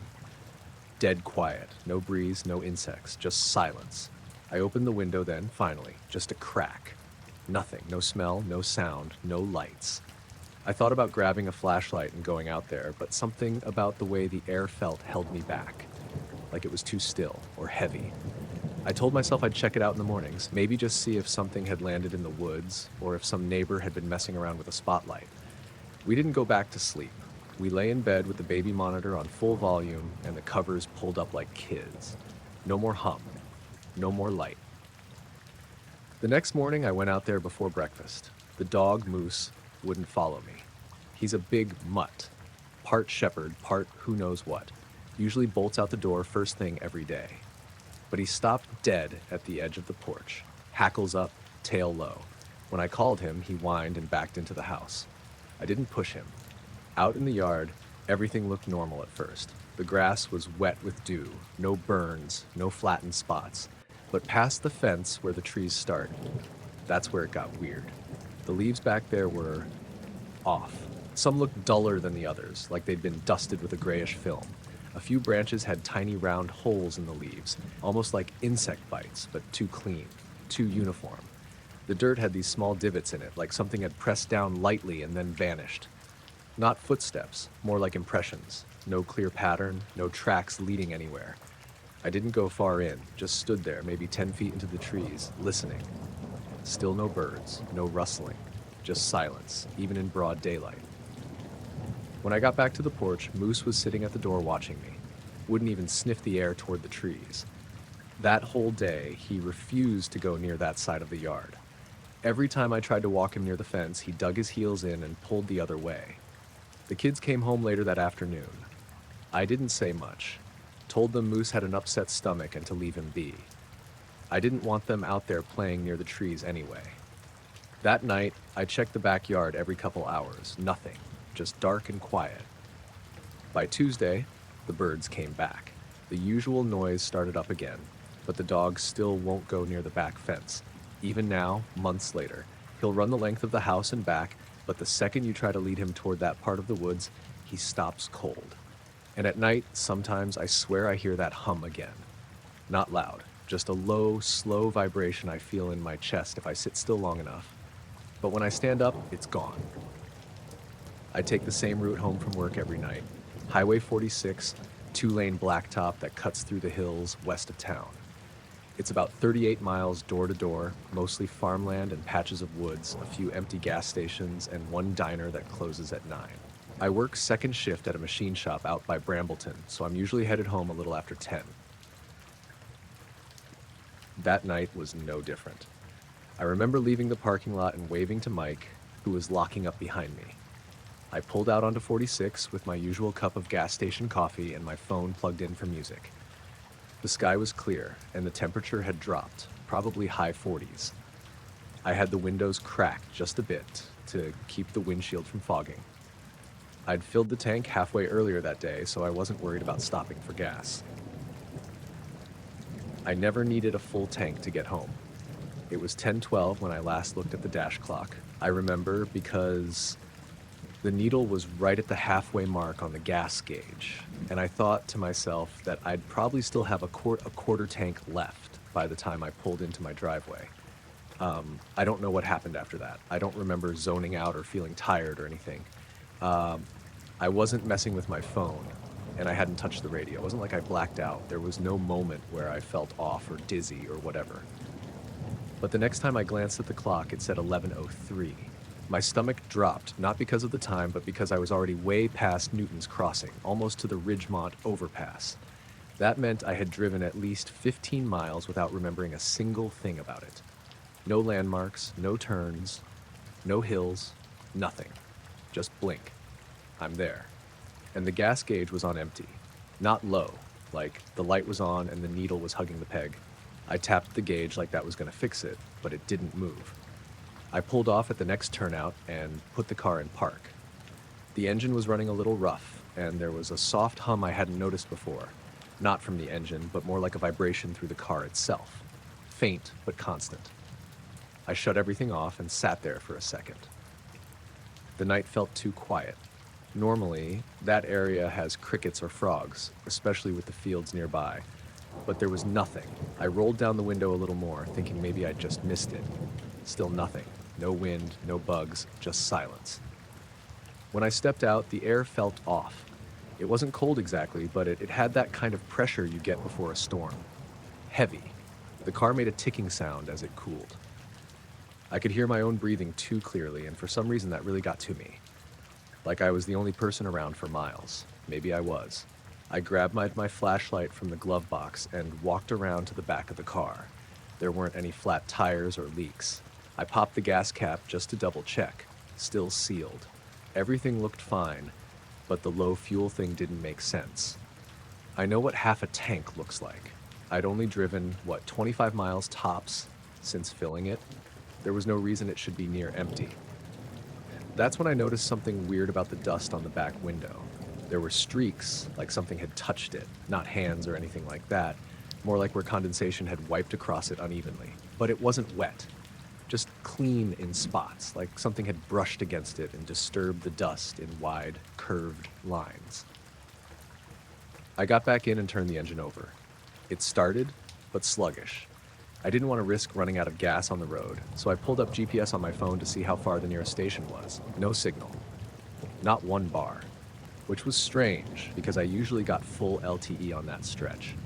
I waited a few minutes holding my phone out like that would help, but nothing came back. I tried restarting it, but it froze on the lock screen. Just a black screen and the loading wheel, spinning like it was stuck. Something about the silence outside started to grate on me. I cracked the window a little more, just to feel like I wasn't trapped, and that's when I heard the sound. A low pop. Distant, maybe across the field. Then a second one, closer. Not gunshots or fireworks. It was more like a pressure sound, like when you open a vacuum-sealed jar, followed by this soft, whirring, almost like a drone, but not mechanical. More organic, if that makes any sense. It pulsed. I turned off the interior lights and just sat there, waiting. The whirring got louder, then stopped. Completely. Right in the middle of what felt like a beat. Then came a flash. It wasn't bright like lightning. It didn't light up the whole area. It was like a single point of white light just snapped on, maybe 100 feet away across the road in the ditch, low to the ground. Stayed there for half a second, long enough for me to see that there was nothing else around it. No vehicle, no movement. Then it blinked out. I sat frozen for what felt like a full minute. Then the car suddenly made a loud click. The kind it makes when you turn the key too far, even though I hadn't touched it. My phone lit up again. No signal still, but it was back on the home screen. I started driving, slow at first, not wanting to break down before I could find gas. But as I got closer to town, the fuel gauge started creeping up. At first, I thought I was imagining it, but by the time I reached the first lit intersection near Holloway Road, it was showing a quarter tank again. I didn't stop, I just kept going. Pulled into my driveway a little after 11:30. Killed the engine, sat in the dark for a minute, then went inside. I couldn't sleep that night. Kept checking the window, kept thinking I heard the whirring again, though I knew I didn't. My ears felt like they were ringing, but low, just below the edge of hearing.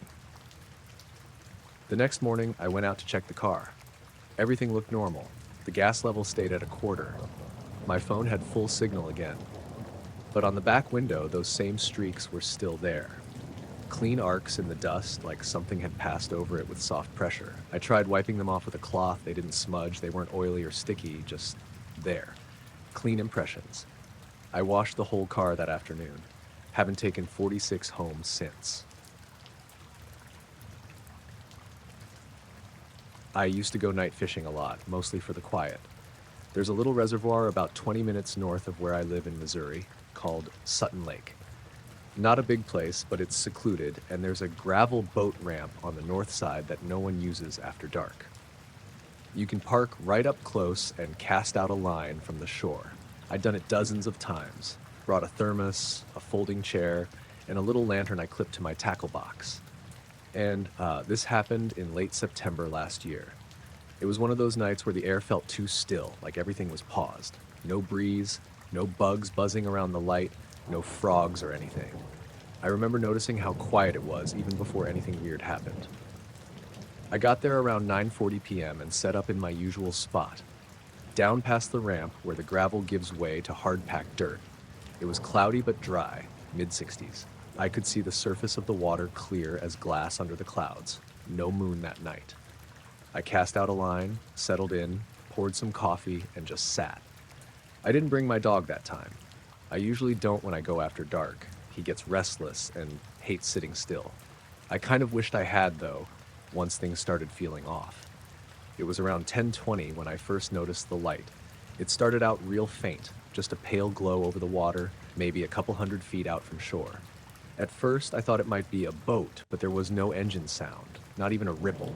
Just this soft, round light, kind of bluish white, maybe the size of a car, hovering, not on the water, over it. I stood up, thinking maybe it was a drone. I've seen those fly out over the lake before, but this thing wasn't moving like a drone. It wasn't drifting or adjusting, just still and completely silent. I unclipped my lantern and turned it off to get a better look. The light over the lake didn't change when I did. I walked a few feet closer to the shoreline and stared at it. The longer I looked, the more it felt like it wasn't casting light onto anything, like it was glowing, but not illuminating. Hard to explain. The water under it stayed dark, but I could see it ripple. That part I remember really clearly. The water started moving directly beneath the light, small waves forming in these slow, perfect rings, spreading outward like when you drop a stone. Only nothing had dropped. The light didn't move. The ripples just kept coming, like something was pushing up from below in pulses. I reached into my jacket and pulled out my phone. I opened the camera and pointed it out over the lake, tried to zoom in, but the image wouldn't focus. Everything looked smeared. The trees on the far bank, the shoreline, the light itself. I tapped the screen, adjusted the settings, even tried switching to video, but it just refused to lock onto anything. I thought maybe there was fog or moisture on the lens, so I wiped it on my shirt and tried again. No difference.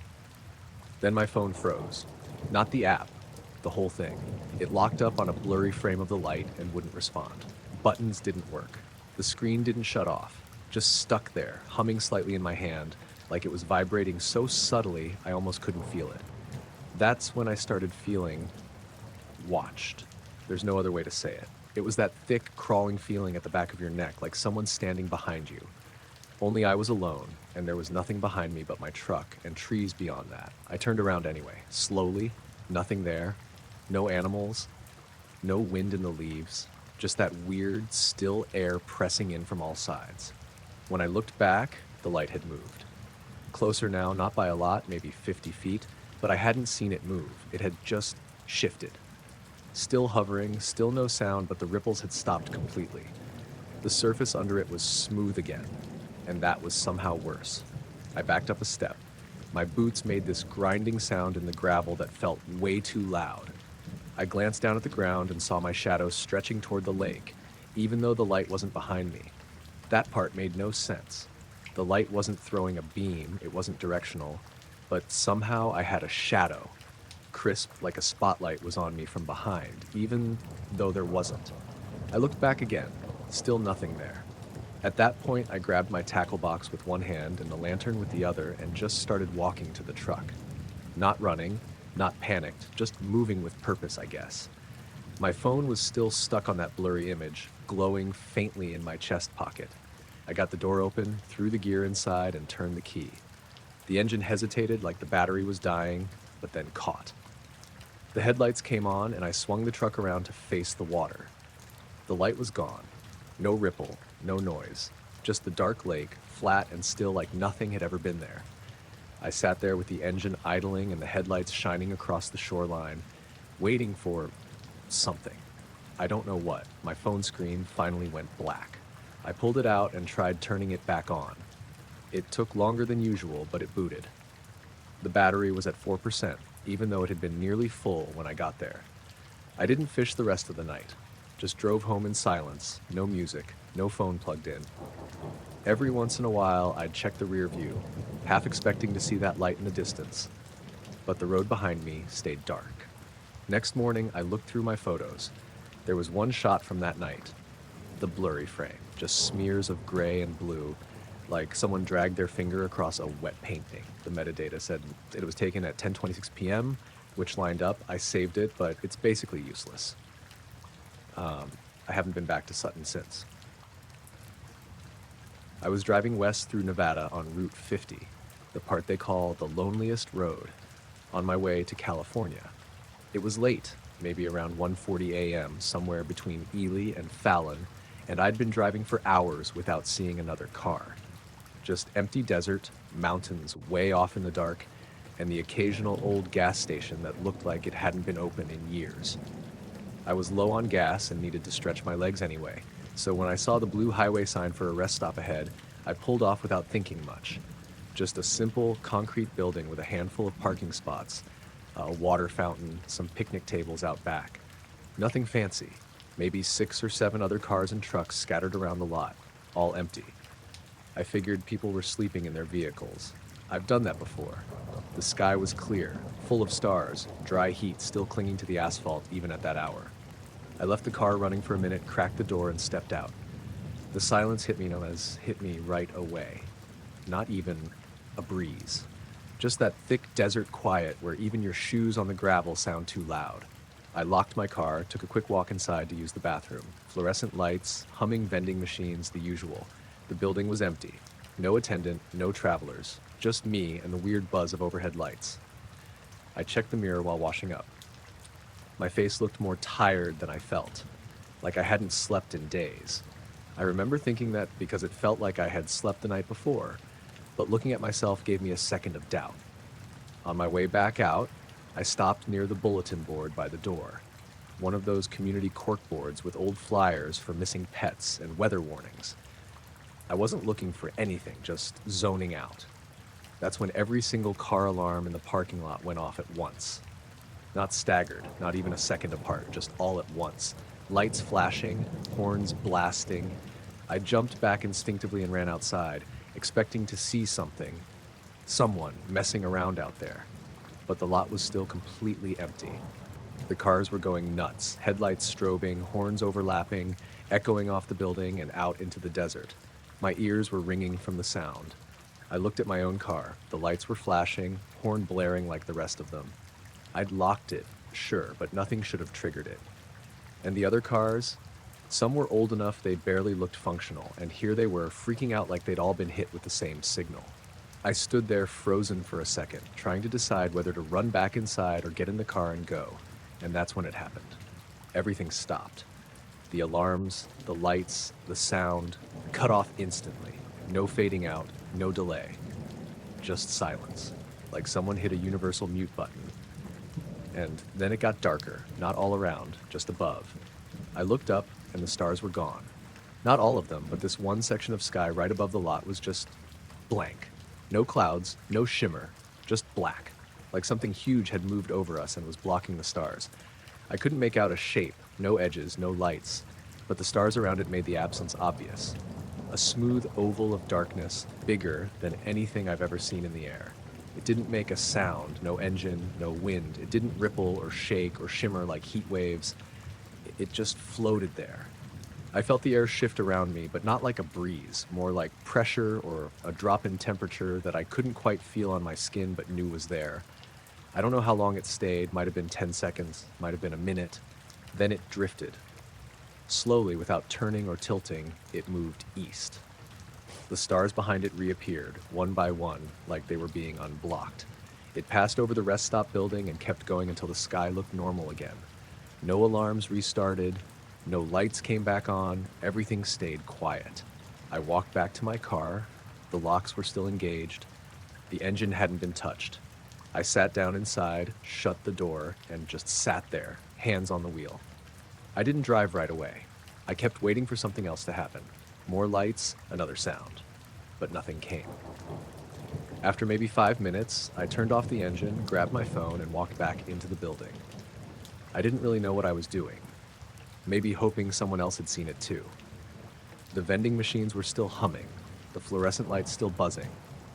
I walked behind the counter, probably not allowed, but I didn't care, and found the monitor that showed the security camera feed. It was paused on a frozen screen.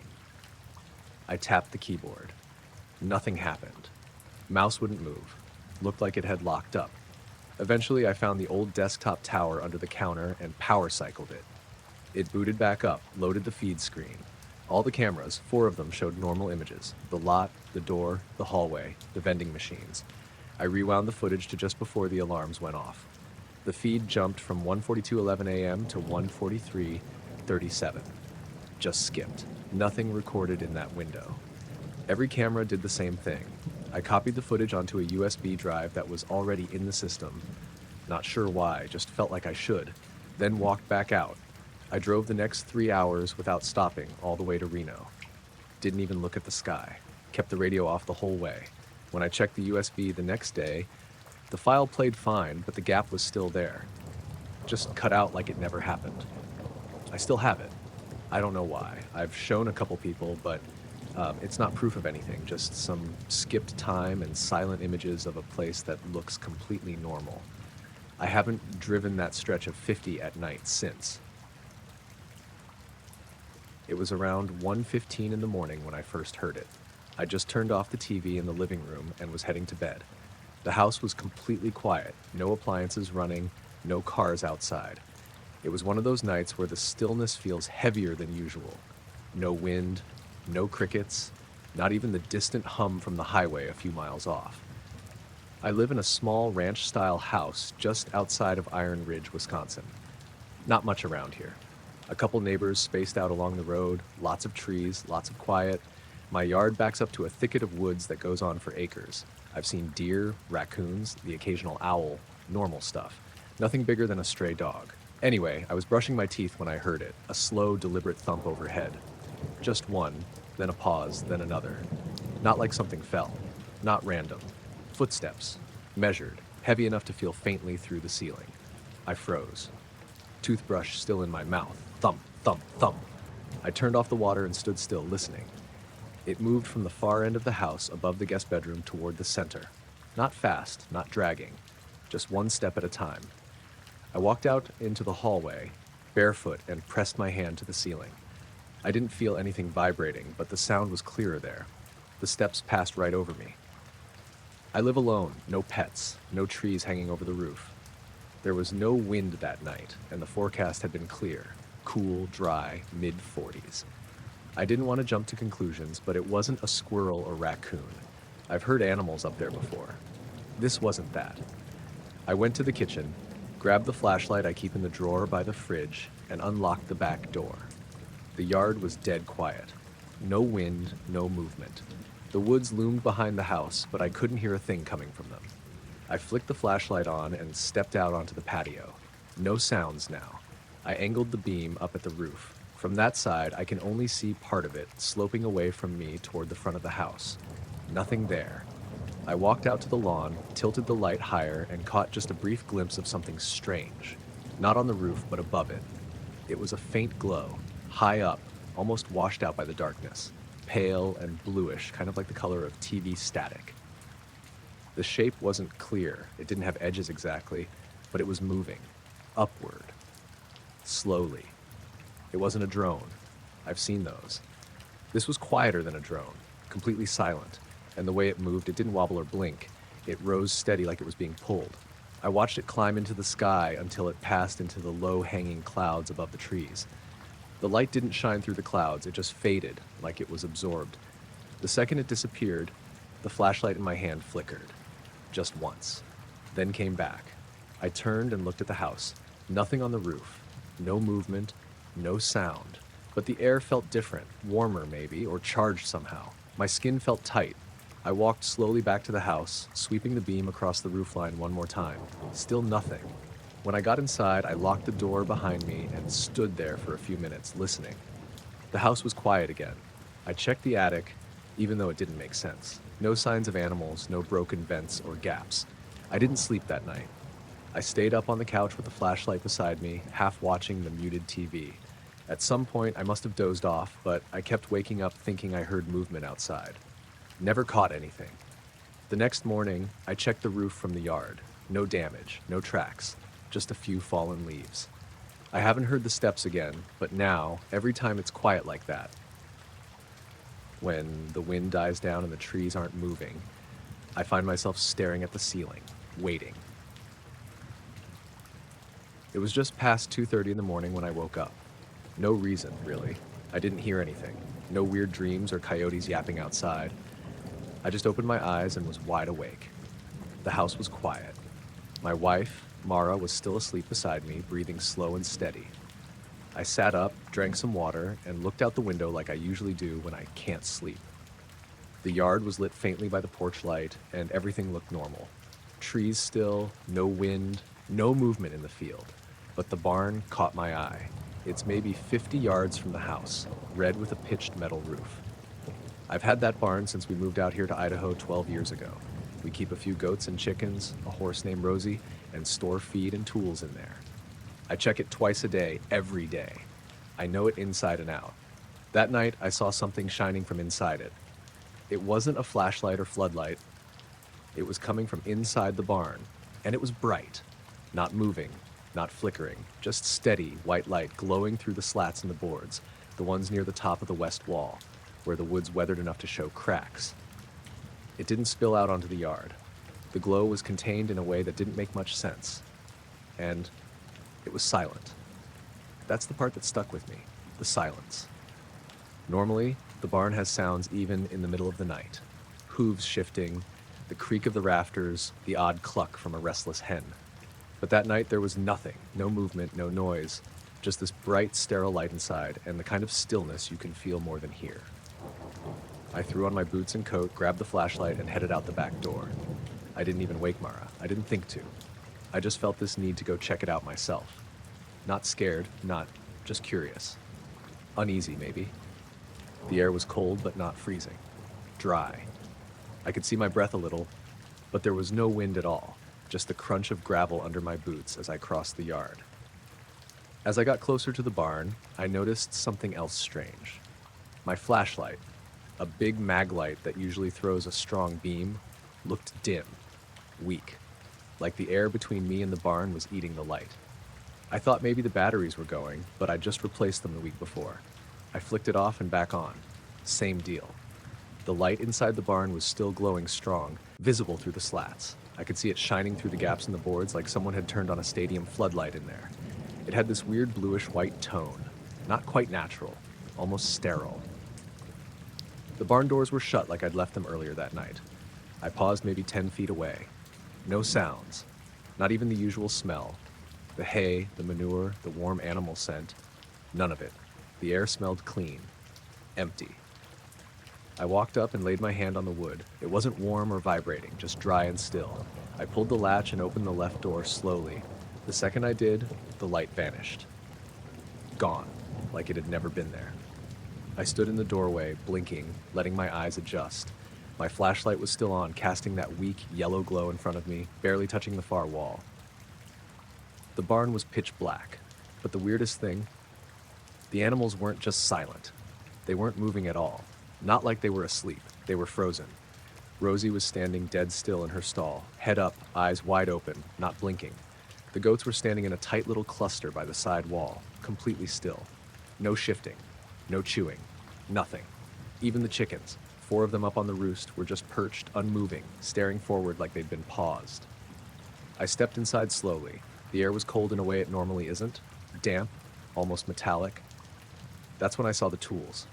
They were laid out in a perfect line down the center of the barn floor, not dumped or scattered, arranged. Spaced evenly, all facing the same way. Shovel rake, small hand hoe, post hole digger, the feed scoop, and 2 wrenches. Each one had been pulled from where it belonged, from the hooks on the wall or the tool chest by the back door, and placed neatly, like someone was laying out surgical instruments.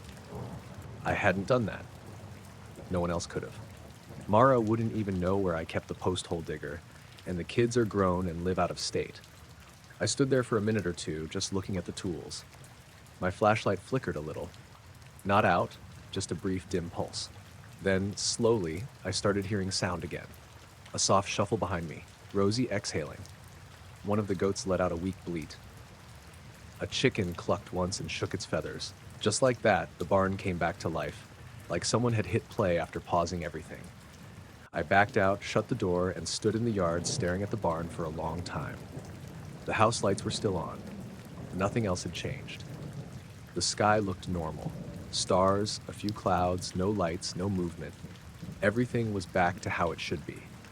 I didn't touch the tools that night. I left them where they were and went inside. Locked the back door behind me, even though I don't usually. The next morning, when I came back out, the tools were still there. Lined up just as I'd seen them. Nothing else was disturbed. The animals were fine, acting normal. Rosie nudged me for feed like usual. The chickens were scratching at the floor. The goats were hungry. I put the tools back where they belonged. Took my time with it. Didn't rush. I haven't seen the light again since, but sometimes when I walk past the barn late at night, I stop and listen. Just for a second. Just to check if everything sounds normal. So far, it always has, but I keep that flashlight charged now, and I don't leave the barn unlocked after sunset anymore.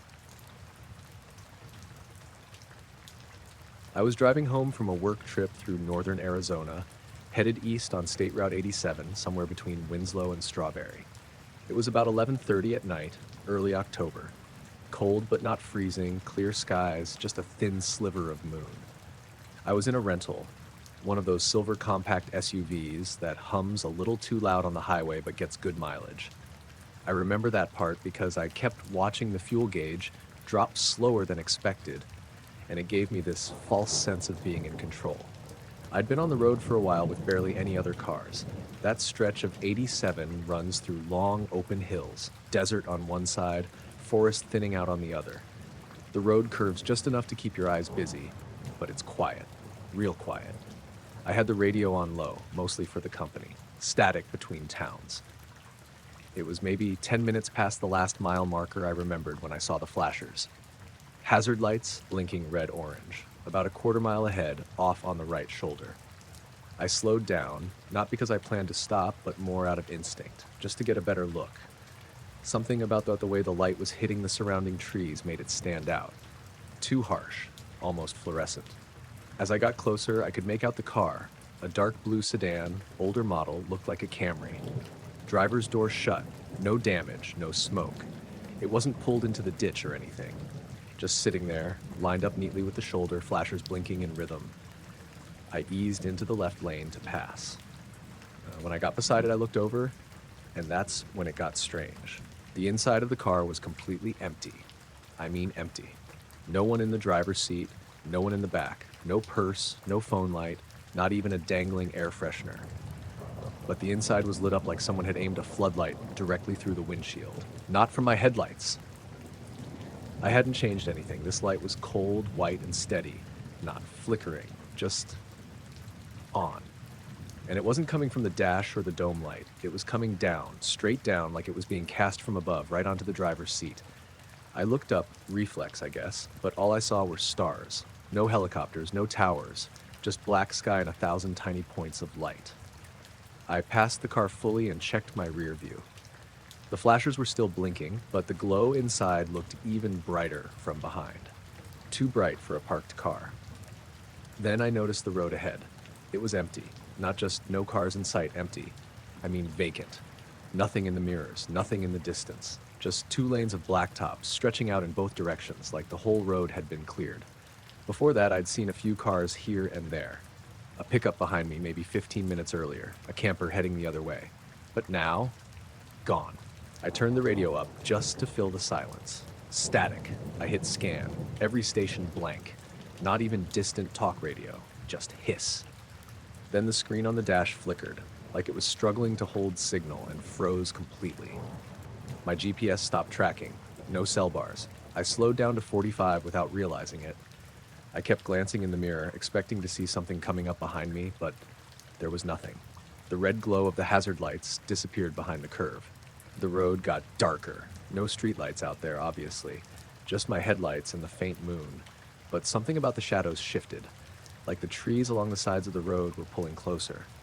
I checked the speedometer again, still going 45. No tire pressure warnings, no alerts. The engine sounded normal. Then the hum started. Faint at first, almost like wind through a cracked window, except all my windows were up. A low, vibrating hum, more like a resonance than a sound. I couldn't tell if it was inside the car or outside. It didn't seem to be coming from the radio or the engine. It was just there. I rolled down the window an inch. Colder air, but no hum from outside. In fact, outside was too quiet. No wind through the pines, no insects, no night sounds at all. The hum was inside the car. It wasn't loud, but it made my chest feel tight, like pressure on my ribs. I shut the window, turned off the radio completely. Nothing changed. The hum stayed. Then the headlights flickered, just for a split second, like someone waved a hand in front of them. The dash lights dipped too, then came right back. I gripped the wheel tighter. I came around a bend and saw the green highway sign for the next town, Payson, 42 miles. That should have been a relief, but the sign looked off. Too clean, like it had just been installed. The reflection from my headlights was too sharp, like the surface hadn't been weathered at all. And the bolts, I remember this for some reason, the bolts on the sign didn't have any rust. I drove another 10 minutes and didn't see another sign, or car, or even a reflector post. The hum faded, gradually. By the time I reached the next bend, it was gone. I turned the radio back on. It worked. Picked up some local AM station, a Spanish language show, I think. My phone signal came back. GPS snapped to my location. The dash screen restarted, and just like that, the world was normal again. About 20 miles later, I passed a gas station still open, pulled in just to take a break. There were cars there, a couple inside buying snacks. I sat in the driver's seat for a while before getting out. Later that night, back in my hotel room, I looked up traffic incidents in the area. Nothing reported. No disabled vehicles on that stretch. No roadside assistance calls. I didn't report the car I saw was because I didn't even know what to report. I checked the dash cam the next morning. It had been recording, but from 11:28 to 11:41, the file was corrupted. Just a gray screen and no audio. I've driven that route again since during the day. It all looks normal. Same curves, same trees, but I've never seen that blue sedan again. I went solo camping last October up in the Klamath National Forest, not far from the Oregon border. It's one of those places where you can hike for hours without seeing another person, which was kind of the point.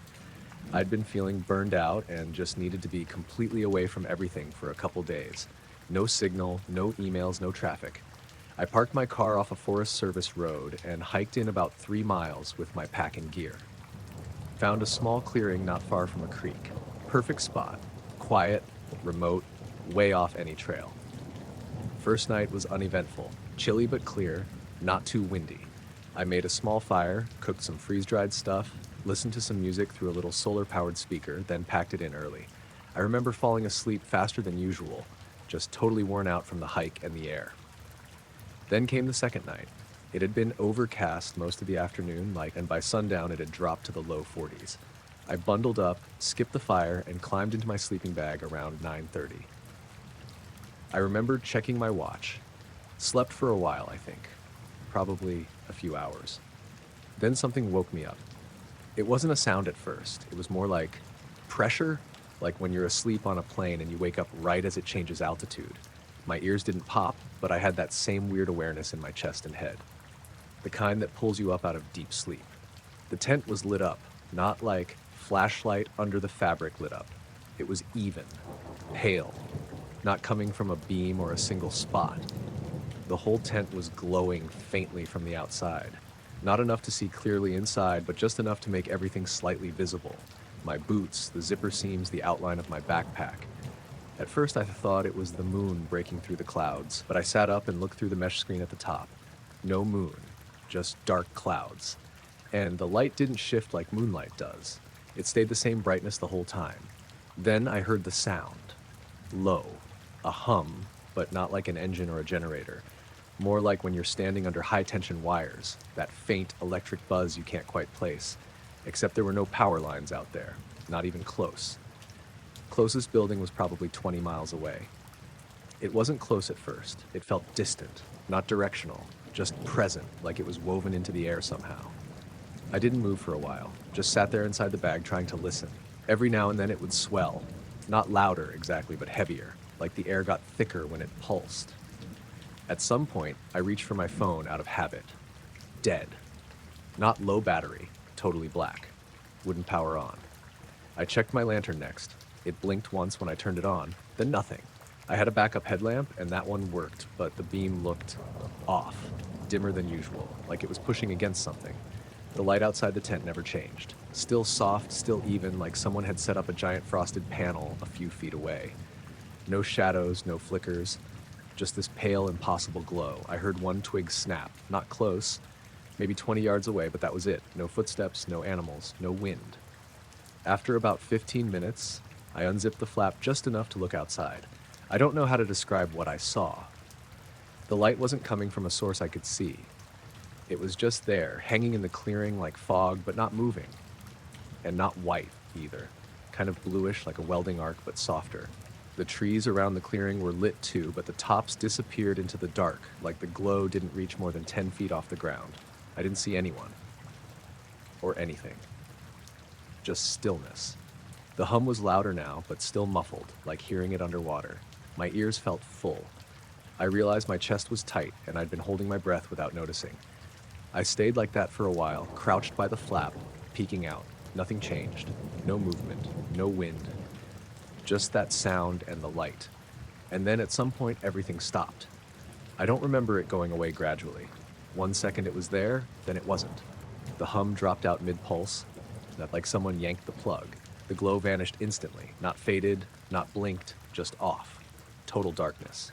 Crickets started up again, distant wind through the trees.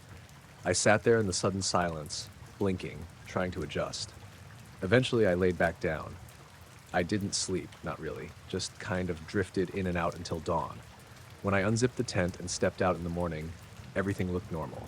Slight dew on the grass, sky was clearing, nothing burned, no weird tracks, no flattened grass. But my car, which I'd parked maybe 100 feet up the hill on a patch of gravel, wouldn't start. Completely dead. Battery was maybe a year old. No lights had been left on. I popped the hood and checked the terminals. Nothing looked loose. I tried the key again, not even a click. My phone powered on around 10 a.m. Battery was at 87%. I hadn't plugged it in since arriving. Eventually, a guy in a pickup came down the service road around noon. I flagged him down and he gave me a jump. The engine caught after a few seconds. No warning lights. Everything back to normal. I didn't camp the third night, packed up and left. Never went back to that spot. I was 12 when it happened. We lived in a one-story ranch-style house on the edge of town in southern Illinois, out past where the subdivisions ended and the cornfields started. Not totally rural, but you could still see stars at night and hear frogs in the ditches. It was summer, and I had a bad habit of staying up way too late. My parents would usually go to bed around 10, and I'd pretend to be asleep, wait till the house got quiet, then turn my lamp back on and play Game Boy under the covers, or sneak my little TV off mute to watch whatever was on. That night, I wasn't doing anything exciting, just flipping through channels around 1:30 in the morning. The sound was almost off. The screen real dim. I remember it was hot, like mid-80s, even that late. My room faced the backyard, and I had the window open for airflow, just the screen closed to keep bugs out. No AC back then, just a box fan rattling on low next to the bed. I was half watching some commercial when I noticed this light moving across my window. At first I thought it was a car turning around, or maybe a flashlight. Just this soft glow sliding across the top part of the curtain, but it was too smooth, real slow, no flicker, no bounce, just a steady white light moving left to right like a scanner. I sat up and froze. It wasn't bright, not like someone shining a spotlight in. It was just there, like a glow coming through fog, even though the air outside was clear. I listened for the obvious thing, a helicopter or a drone, maybe. But there was nothing, no rotor chop, no motor whine, just the fan and my own breathing. I crawled over to the window, real quiet, pulled back the curtain an inch with one finger. The light was hovering above the backyard, maybe 15 feet off the ground, maybe higher. It was hard to tell. No body to it. Not a shape I could make out. Just this pale oval-ish glow moving back and forth in front of the tree line behind the fence. It didn't hit the ground like a spotlight would. It didn't throw shadows, just glowed, and it was completely silent. No crickets, no wind. Like someone had pressed pause on everything outside. I remember how the air smelled. It was still, no breeze, but the air had this weird metallic sharpness to it, like ozone or hot wiring. I didn't know what that was at the time, but that's how I think of it now. I watched the light sweep across the yard 3, maybe 4 times. It never hit the window directly, just brushed the edges, then drifted back. Not like it was looking for something, more like it already knew where everything was. I kept waiting for it to rise up or drop down or zoom off, but it just kept moving in that slow, even arc. Then it stopped, right at the corner of the yard. Stayed there for a second, maybe 2, then moved in one clean motion directly upward. Straight up, faster than it had been moving before. Not a blur or a blink, just a smooth rise into the air. It got smaller as it went, but the glow stayed the same size for a while, like it wasn't actually shrinking the way it should have. Then it was gone. I stayed at the window for a long time after that. The silence lingered for another few minutes. Then the bugs started up again, and a car passed out front, and it was like everything rebooted. I didn't tell anyone. I don't know why. Not because I was scared, more because I didn't know what to say. There was a light floating over our yard. It wasn't something I could explain to my mom without sounding like a dope, so I kept it to myself. The next morning I got up early, which I never did back then. I went out to the backyard before anyone else was up, still in my pajamas. The grass was normal. Nothing burned, nothing flattened, no branches down. But the window screen in my room, the metal mesh, was warped outward at the bottom. Not torn, not bent like it had been hit. It was bowed slightly like it had been pushed from the inside, except I hadn't touched it. I didn't even lean on it when I was watching. I was sure of that. It didn't make sense. I reached out and pressed on it lightly with my palm. It didn't flex much. The frame was still locked into place, but the screen bulged just a little, like something had nudged it gently. I tightened the screen screws and left it alone. A week later, it looked the same. Eventually, I got used to it being like that. We moved 2 years later. I didn't see anything else after that. But sometimes I'll wake up in the middle of the night, way later than I should, and glance toward the window. Just habit and wait. Just for a second, like part of me still expects that soft white glow to be out there again, drifting back and forth through the dark. It was just after 2 a.m. when the landline rang. Yeah, a landline. I still have one. I don't know why. Habit, I guess. I live alone in a small 2-bedroom house at the edge of town in northern Michigan. Older place, kind of drafty in the winter, but quiet. My cell service out here is not the best, which is probably the only reason I keep that old corded phone in the kitchen. Barely rings anymore, but that night it did. Twice. I'd been asleep maybe an hour, half wrapped in a blanket on the couch. I'd fallen asleep watching something, still wearing socks and a sweatshirt. The TV was still on, volume low. I was just starting to shift awake when I heard the ring, sharp and way too loud in the quiet. I sat up groggily, thinking maybe it was my sister. She works nights sometimes, and she's called at odd hours before. I walked into the kitchen, the phone still ringing. When I answered, I didn't say anything right away, just lifted the receiver to my ear and listened. It wasn't a person, there was no voice, just static. Not white noise exactly, more like a deep, wet kind of static, heavy and layered. Like it wasn't just one signal, but a bunch mashed together. Underneath that was something else, a soft, pulsing beat. Steady, mechanical, like a heartbeat slowed way down. Whump, whump, whump. I stood there listening for maybe 30 seconds. It didn't change. I didn't say anything. Eventually, I muttered, "Hello," into the receiver. Nothing, just the same static, and that rhythm. I started to hang up when I noticed something flickering against the cabinets. It wasn't from the kitchen. It was coming from outside, through the side window that faces the backyard. Dim, bluish-white, like someone was running a slow strobe through frosted glass. No clear beam, just a weird pulse of light. Soft, uneven, but timed close to the beat I was hearing on the phone. Whump, flicker, whump, flicker. I walked slowly to the window and pulled the curtain aside. I don't know what I expected to see. A car in the driveway? A flashlight, maybe? There was nothing there. The backyard was empty. No figures, no vehicles, no shadows. But the light kept coming. Not from a point source, just diffused, like it was bleeding through the air itself. The trees at the edge of the yard lit up in these soft, round patches, and then faded again. I turned back to the kitchen phone. Still static. Still the pulsing. I looked down at the base to check the number. You know how it normally shows the caller ID? This one was blank. No unknown, no number, no message. Just a dead screen like it hadn't registered anything at all. Then the line went dead. No click, no tone, just silence. I hung it up and stood there, staring at the receiver in my hand.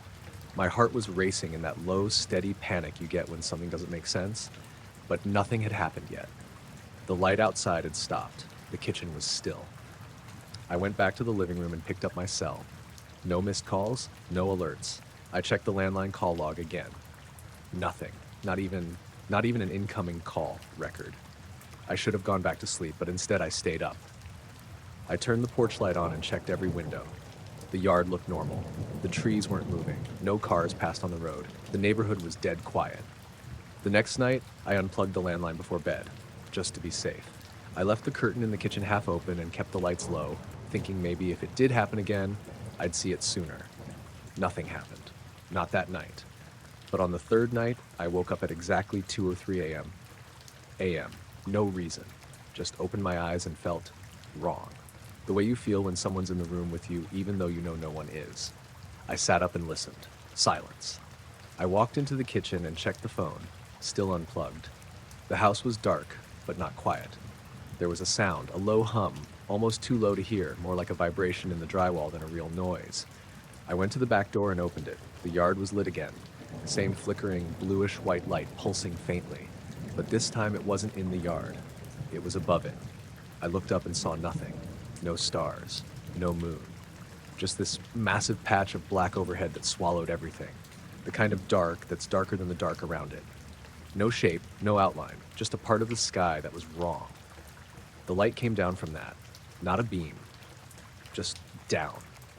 I backed into the house, shut the door, locked it, and stood with my back to it for a while.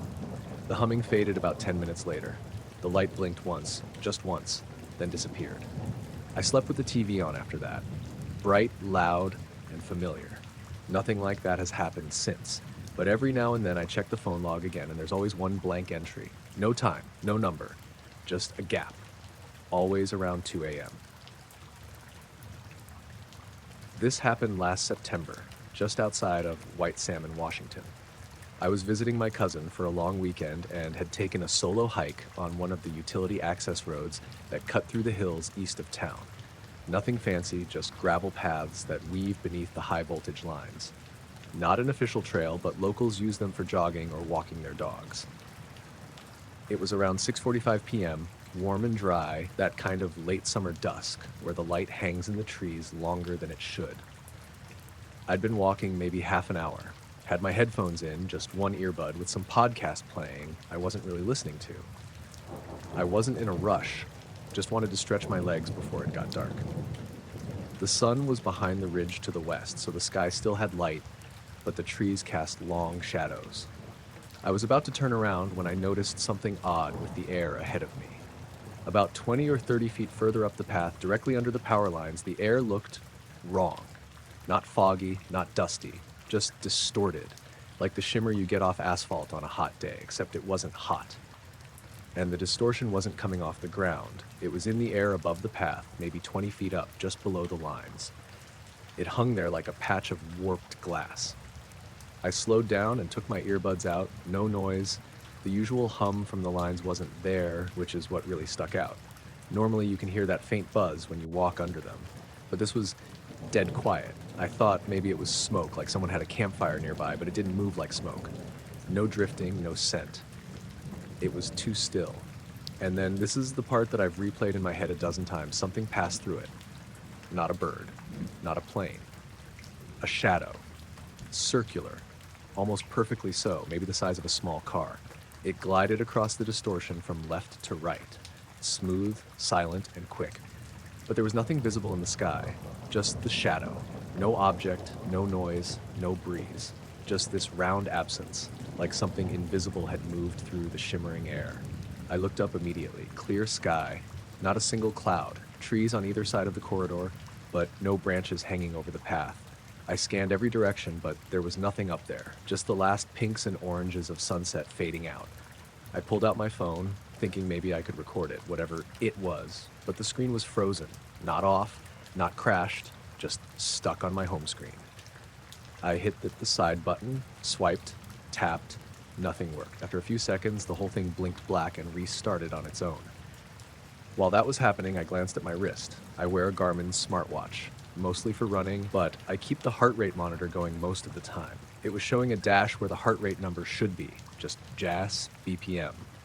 Usually, even when I take the watch off, it shows something. I tightened the strap. Nothing changed. I toggled through a couple screens, no data. It was like it had lost contact with me, even though it was still snug on my wrist. I stood there another minute or so, staring up at the wires. The shimmer was still there, but fading. It didn't dissipate like fog, it just sort of tightened, like it was being pulled upward and away. Within a few seconds, the air was normal again.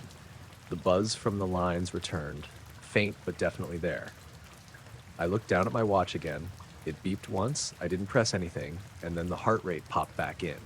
86 BPM, normal for walking. My phone finished rebooting.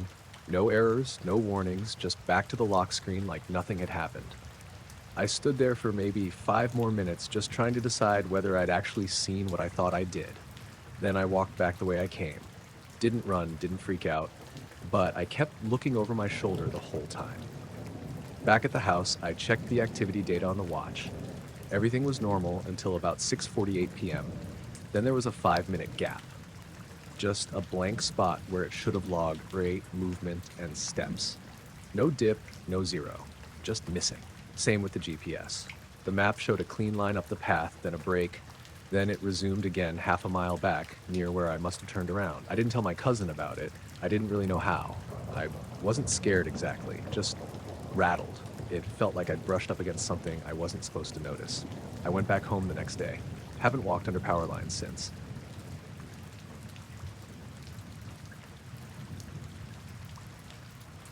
I live in a small ranch house in central Pennsylvania, just a few miles outside of Lewisburg. Quiet place, kind of tucked back from the road with woods on 3 sides. I've got a motion-activated camera system, one of those basic 4-camera setups, nothing fancy. It came with the house, and I mostly kept it running out of habit. Couple cameras on the front porch and driveway, one on the side yard, and one out back facing the patio and lawn. This happened last April. I didn't even know anything was weird until the next morning. I got up around 7:30, went out back to have coffee on the patio like I usually do. It had rained the night before, just a light drizzle, but everything looked normal at first. Still damp, birds going off in the trees, sky overcast. But then I noticed the chairs. I've got 2 plastic Adirondack chairs out back, cheap ones, dark green. They don't weigh much, but they usually stay put unless it's real windy. I always leave them angled a certain way, both facing the tree line, maybe 5 feet apart. But that morning, one was turned almost 90 degrees and the other was backed up a couple feet, tilted slightly like it had been dragged and stopped. No footprints in the wet grass, no scuff marks, just moved. I stood there staring at them for a minute, trying to remember if maybe I'd done it and forgot. But I hadn't been out there since the day before, and it hadn't stormed. No animals could have done that, not the way they were moved. It looked like someone had come out and adjusted them deliberately. So I went inside and pulled up the backyard cam footage. That camera is mounted under the eave, angled down to cover the whole patio and maybe 20 feet of lawn. It has decent night vision and a timestamp overlay. I pulled up the feed from 2 a.m. to around 5 a.m. and started scrubbing through it. There was some raccoon activity around 1:40, then nothing for a while. Then at exactly 2:43:17 a.m., there was a flash, a bright one. The entire frame went white for maybe 2 seconds. Not like a lightning strike. I know what those look like on camera. This wasn't jagged or brief. It was more like the frame was being overexposed from something directly in front of it. The angle didn't even change, just white, then back to normal. And after that, something was off. The yard was still there, clear as day in night vision, but it was empty. Completely. Nothing moved. Not the trees, not the bugs, no ambient flicker, no wind. It looked like a photograph. I watched 10 straight minutes of footage. Nothing happened. No cars on the road in the distance, no change in light, no motion triggers. Even when I zoomed in, the trees in the background looked weirdly static, like the image was too still, if that makes sense. Then, at 2:50:28, a branch near the top of the frame swayed just slightly, and suddenly everything was back to normal. A moth flew past. The wind moved the bushes a little. The background headlights of a car appeared faintly on the road way behind the trees. But the chairs, in those 10 minutes, they were moved. At 2:43:16, they were exactly how I'd left them. By 2:53:28, one was rotated, and the other had been dragged back and to the left. No cut in the footage, no skip, timestamps ran clean the whole time, but there was nothing to show how it happened. No figure, no animal, no shadows, just the flash, and then stillness. I exported the clip, tried adjusting brightness, scrubbing through frame by frame, still nothing. I checked the other cameras just in case. The one on the side yard had the same flash at 2:43 but dimmer. The front porch camera picked it up too, faint and diffuse. But the driveway cam didn't catch it. It was pointed the other way and nothing changed in its feed. The strangest part, my motion alerts, I get push notifications on my phone, never went off. The system didn't register anything between 2:30 and 3. And when I checked the software log, it showed a 10-minute stretch where the camera was recording as scheduled, but no motion, no sound, no trigger events. Just 10 minutes of dead silent footage where the whole world looked frozen and then resumed like nothing had happened. Later that afternoon, I walked the yard, checked the chairs again. No drag marks, no signs of someone walking around. The grass was still damp and nothing looked stepped on. I thought about calling a neighbor, but the closest one is a quarter mile down the road and I didn't want to come off sounding nuts. And what would I even say? Hey, did you see a flash at 2:43 this morning? Instead, I left the chairs where they were for a few days. They didn't move again. I've reviewed that clip dozens of times since. Sent it to a friend who's good with video stuff. He said it looked normal. No dropped frames, no compression errors, just 10 minutes of nothing. But I know something happened. I haven't changed the camera angle. I haven't moved the chairs back either. I still sit out there sometimes, but not as long as I used to, and never after midnight. I was living out near Blanchard, Oklahoma at the time, middle of nowhere, really. I didn't drive back then, so I used the rural transit service to get into Norman for work. They had this little flag stop set up about half a mile down the gravel road from my rental, near an old cattle gate. Basically just a wooden bench under a warped aluminum shelter, no lights, no signs, no schedule posted. You had to call the day before to reserve your pickup, and the buses would roll through sometime within a 10-minute window. That morning, I'd gotten up at 4:30 to make the 5:15 pickup. It was late October, and the sun didn't rise until close to 7. Still fully dark out when I left the house. I remember how quiet it was, the kind of deep, early silence where sound carries farther. The air was cold, maybe low 40s, with a little fog gathering in the low parts of the field near the road. I walked with a flashlight. Not that it did much, just enough to keep from rolling an ankle on a rut or hitting a ditch. When I reached the stop, I clicked the light off and sat on the bench. Nothing but open pasture across the road, trees on either side, maybe 70 yards deep, and the sky above just starting to pale from black to a deep gray blue. The weird part started small. First thing I noticed was the bugs, or the lack of them. It happened suddenly, like flipping a switch.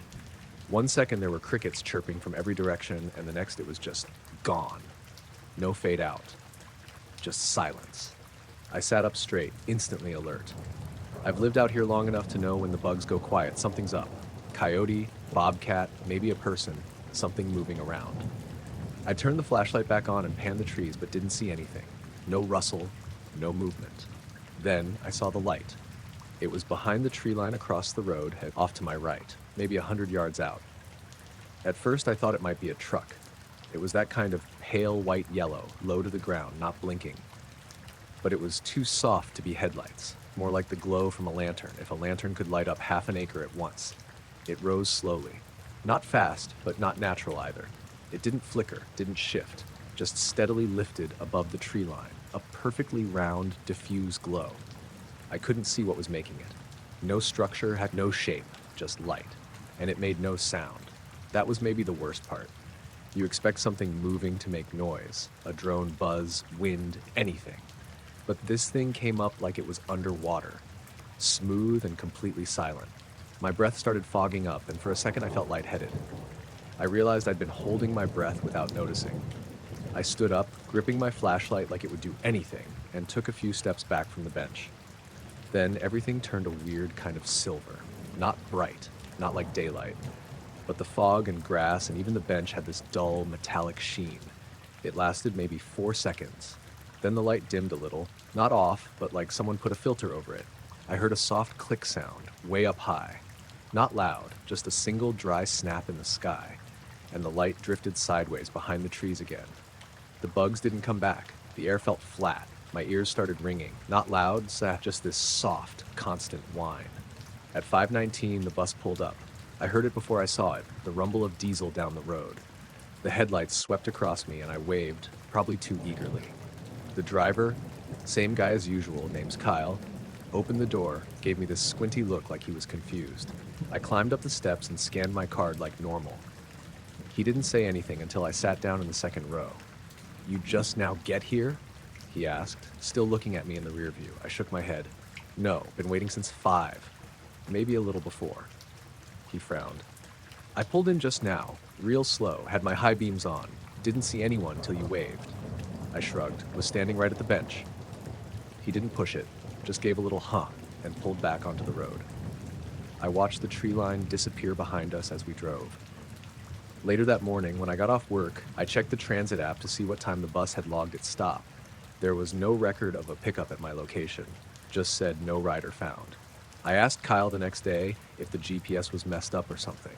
He said no, said it showed him stopping there, but said he'd marked it as a no-show when he got close because he didn't see me, and then had to undo it when I climbed aboard. I didn't mention the light. Not to him, not to anyone. But I still think about that moment, standing alone in the dark, the sound of the crickets gone, the sky silver for no reason, and that soft snap in the air like a wire being cut. It felt like something paused me or passed through me. I still ride that bus sometimes, but I don't wait alone in the dark anymore. I was out at my uncle's place in western Colorado for a week last fall. He's got a small orchard outside Paonia, a few acres of apples and pears, mostly for local co-ops. Nothing commercial, just enough to keep him busy in retirement. I'd gone out to help with pruning and cleanup, and to be honest, just to get away from my phone for a while. Out there, you lose signal half the time anyway, and nobody cares. This happened on my 3rd evening there. It was early October, one of those dry, golden evenings where the sun starts dropping fast, and everything's covered in that weird between light. Not quite day, not quite night. The air was still, not even a breeze. I remember noticing that because I just stacked a bunch of branches and was wiping sweat off my neck, and it felt unusually quiet, even for that place. I decided to take a walk through the orchard before heading in. Just a slow loop past the far end where the slope drops off toward the creek. There's a narrow path that cuts through the trees, barely wide enough for a riding mower, and I followed it out, hands in my hoodie pocket, just listening to the crunch of my boots in the dry grass. About halfway through the row, maybe 70 feet from the edge of the orchard, I heard something. It was faint at first, a low humming sound, deep and even, like a subwoofer turned down to its lowest setting. It didn't come from one direction. It felt like it was everywhere at once, but heavier above me, like it was somehow in the air, not on the ground, not a plane, not a generator, nothing that should have been out there. I stopped walking and took out my phone. No signal, of course. I held it up anyway like an idiot. The hum didn't stop. And then I noticed the trees. The air was still. I mean, completely still. But a few of the branches, maybe 20 feet ahead, were trembling. Not swaying, not bending, just shaking slightly. A couple clusters of leaves near the top vibrating fast, almost like something invisible had brushed by them or was hovering just above. I looked up. Nothing. Clear sky, just fading into blue. No clouds, no birds. But I felt something above me. Not wind, pressure. Like when you stand under a power line and your skin prickles for no reason. The hum stayed steady. I took one step back and immediately the sound dropped in pitch. Just slightly, but enough that I felt it in my chest. A few of the leaves stopped moving. Then a new patch started trembling maybe 10 feet to the right. I didn't run or anything. I just backed away slowly, 1 foot at a time, keeping my eyes on the sky even though I couldn't see a damn thing. The hum didn't follow me exactly, but it didn't go away either. It shifted. Almost like something was adjusting its position without moving through space. It's hard to describe, but the feeling was that it was still there, hovering in place, just behind or above the tops of the trees. I finally turned and walked back toward the house. Not fast. I didn't want to trip or draw attention, just steady, even steps down the row. By the time I got to the last line of trees near the barn, the hum was gone. No fade out, no Doppler effect. It just stopped. The silence afterward felt unreal. No insects, no birds, not even my footsteps for a few seconds. Then, as I got to the open yard behind the house, everything snapped back. Crickets, the distant creak of the barn roof settling, the low splash of the creek. I didn't say anything to my uncle. We had dinner, and I went to bed early. Slept with the window cracked and woke up a few times thinking I'd hear the hum again, but I didn't. The next morning, I went back to the same row. Everything looked normal at first. I retraced my steps, found the spot where I'd stopped. The grass was undisturbed, and the leaves were still. I almost chalked it up to being tired or imagining things till I saw the soil. Off to the right, just a few feet off the path, there was this patch of dirt that looked wrong, about the size of a kiddie pool. Not dug up exactly, just compressed, like something heavy had pressed down briefly and then vanished. The grass was matted flat in a perfect oval, and the soil underneath was visibly darker. Not wet, just different. I stepped on it, firm, denser than the rest of the row, no tracks, no tire marks, nothing disturbed around it. Just that weird, perfect pressure mark. I didn't mess with it, didn't poke it or take a photo. I just stood there for a minute and then walked away. Later that week, we had a light rain and the patch disappeared. Grass popped back up. But the feeling hasn't really left. I've walked that orchard dozens of times since. Nothing else strange has happened. But I can't walk that row without glancing up, without thinking about that hum and those leaves trembling in still air. I was driving back from my sister's place in Reading, Pennsylvania, heading west on 422 around 11:30 at night. It was a Sunday, early March, not quite warm yet, but not freezing. Roads were dry, traffic was light.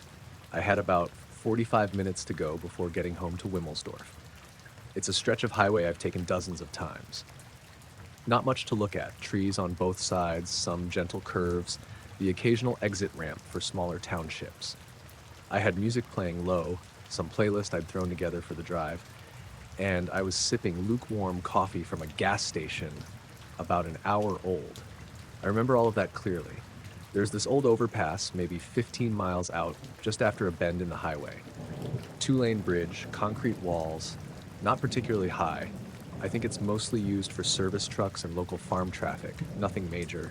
There's no lighting on it or around it, no signs, no cameras that I know of. I was coming up on that overpass when I noticed the glow. At first, I thought it was just my headlights reflecting weirdly off the underside, maybe because of the angle or a wet patch. But as I got closer, I could tell it wasn't coming from my car. The glow was already there, this pale, almost white-blue ring of light spread out across the ceiling of the bridge. It looked circular. Not a spotlight, not a beam. Just this soft, even circle of light that didn't seem to have a source. I didn't see anything mounted to the structure, no pole, no wires, and it wasn't reflecting off the road or onto my windshield. It was just above. I eased off the gas a bit, not braking, just coasting. The glow didn't change as I got closer. It didn't flicker or pulse. Just hung there, completely still. The weirdest part was how quiet everything felt for those few seconds, like my ears had popped without warning. I drove under the overpass and the light passed directly overhead. Right then, as soon as I cleared the far edge, my headlights flickered. Both of them. Just a brief dip in brightness, like a power surge. At the same time, the stereo shut off and came back on with the startup beep, like I'd just turned the car on. The display showed the brand logo, then reset to the default radio station, not the playlist I had been using. I looked at the dash. Every single clock had reset. The main one. The trip meter. Even the thermometer read blank dashes for a few seconds before it started displaying numbers again. It wasn't just the stereo, it was the whole car. Like something had cut power a fraction of a second and then let go. The engine never died. I didn't lose control. But it felt wrong. Like I'd driven through something that didn't belong. I coasted for a bit, maybe a quarter mile, trying to shake the weird feeling. My heart wasn't racing or anything. I just felt disconnected. Like I was moving through syrup. The car felt heavier. Not mechanically, just hard to explain. I tapped the brakes a few times to test them. Everything responded fine. A couple minutes later, I pulled off onto the shoulder, flipped on the hazards, and sat for a bit. I reached over and popped the SD card from the dash cam. It's one of those little clip-on types that record on a loop. I didn't expect anything, but part of me thought maybe I'd catch a weird flicker or something that would prove I didn't imagine it. When I got home, I plugged it into my laptop and started scanning through the clips. At 11:36:07, the car rounds the bend. The camera's pointed straight ahead, nothing unusual yet. A few seconds later, you can see the overpass coming up. The headlights brighten slightly, nothing odd. Then the frame washes out, not glared, not glitched, just white. Like someone held a blank sheet of paper in front of the lens for 5 or 6 seconds. The audio cuts out too. No engine hum, no road noise, just blank silence. Then the footage cuts back in mid-frame with the car fully past the overpass. The stereo beep is audible. The road looks normal again. I replayed it a few times, thinking maybe the file was corrupted. But the timestamps were clean, no skip, no file break, just a span of pure white, like the world itself had been overwritten briefly. I backed up the footage just in case. The next day I went back in the daylight. I wanted to see if maybe there were lights on that overpass I never noticed before. Maybe some kind of motion sensor floodlight that got triggered. But there was nothing. No lights, no cameras, no wiring. Just old concrete and rusted railings. No damp patches, no signs of maintenance or equipment. I even checked the underside of the bridge on foot. Nothing up there. Just birds and peeling paint. I've driven under that overpass 3 times since. All during the day, never seen anything weird again. But I don't drive it at night anymore. I was heading home from a friend's place in central Nebraska one night in early September. I left Grand Island around 11:45 p.m., cruising west on Highway 30 toward Kearney. It was warm, humid even, and the night was clear with a half-moon rising. I had the windows cracked, radio tuned to an oldies AM station. Nothing loud, just enough to keep me from drifting. The highway that time of night is nearly empty, especially outside of town. Long stretches of flat fields on both sides, occasional farmhouses way back off the road, silos and grain bins blinking red with aircraft lights. I was about 20 miles from home, thinking I'd stop for caffeine at a 24-hour diner just off the next exit, when I noticed something ahead. A light in the field to my right. At first, I thought it was a spotlight on a tractor or a pump jack, something stationary. But as I drew closer, it didn't look like any farm light I'd ever seen. It was pale, not yellow or orange like sodium vapor, more like a cold white. And it wasn't fixed on the ground. It seemed to hover maybe 10 feet above the stubble, right in the middle of a harvested cornfield. No support beams, no glow on the ground beneath it, just this bright, even oval of light up in the air. I slowed down a little to look, kept scanning for a vehicle, someone with a flashlight out there. But there was nothing. No truck, no person, no equipment. Just the light hanging over the field without a source. I found myself squinting at it through the windshield, and that's when the radio started crackling. At first, it was just tiny bursts, like someone was turning the dial through static. Then it filled the whole speaker, white noise layered with low pops, like a distant broadcast fighting to come through. I reached to turn the volume down, and that's when the engine hiccuped. I felt it in the seat, a quick stumble, like the car lost power for a fraction of a second. My foot was still on the gas, so it rolled forward, but then that hiccup happened again. The tachometer needle dipped, and the headlights dimmed a little. I glanced down at the dash. Nothing lit up, no warning symbols, just that slow blip in the RPMs. The light in the field didn't change. It stayed exactly where it was, perfectly still, like it was waiting. I eased off the gas and drifted past it, keeping my eyes on the road. The radio was still static, and the engine felt weird, like it was missing a beat every so often. But the car wasn't stalling.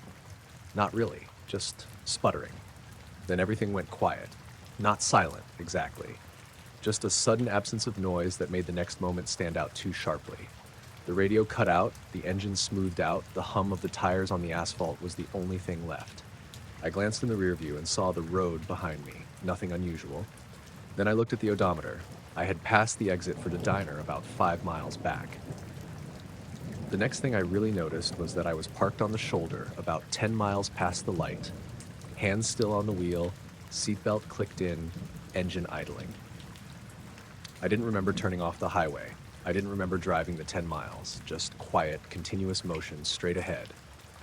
It was like the memory of it didn't get saved in my head. I let the car idle there for a moment and tried to piece it together. Looked at the clock. It said 12:27 a.m.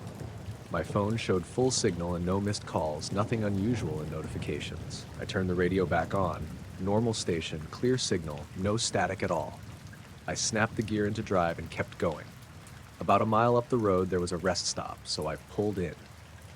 Parked under the lights, walked around outside for a bit, trying to remember if I hit my speed or the cruise control or anything that could explain the gap. But nothing fit.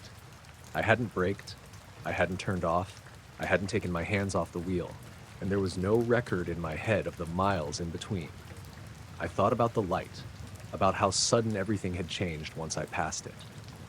I drove back toward where it must have been, parked and walked out into the field.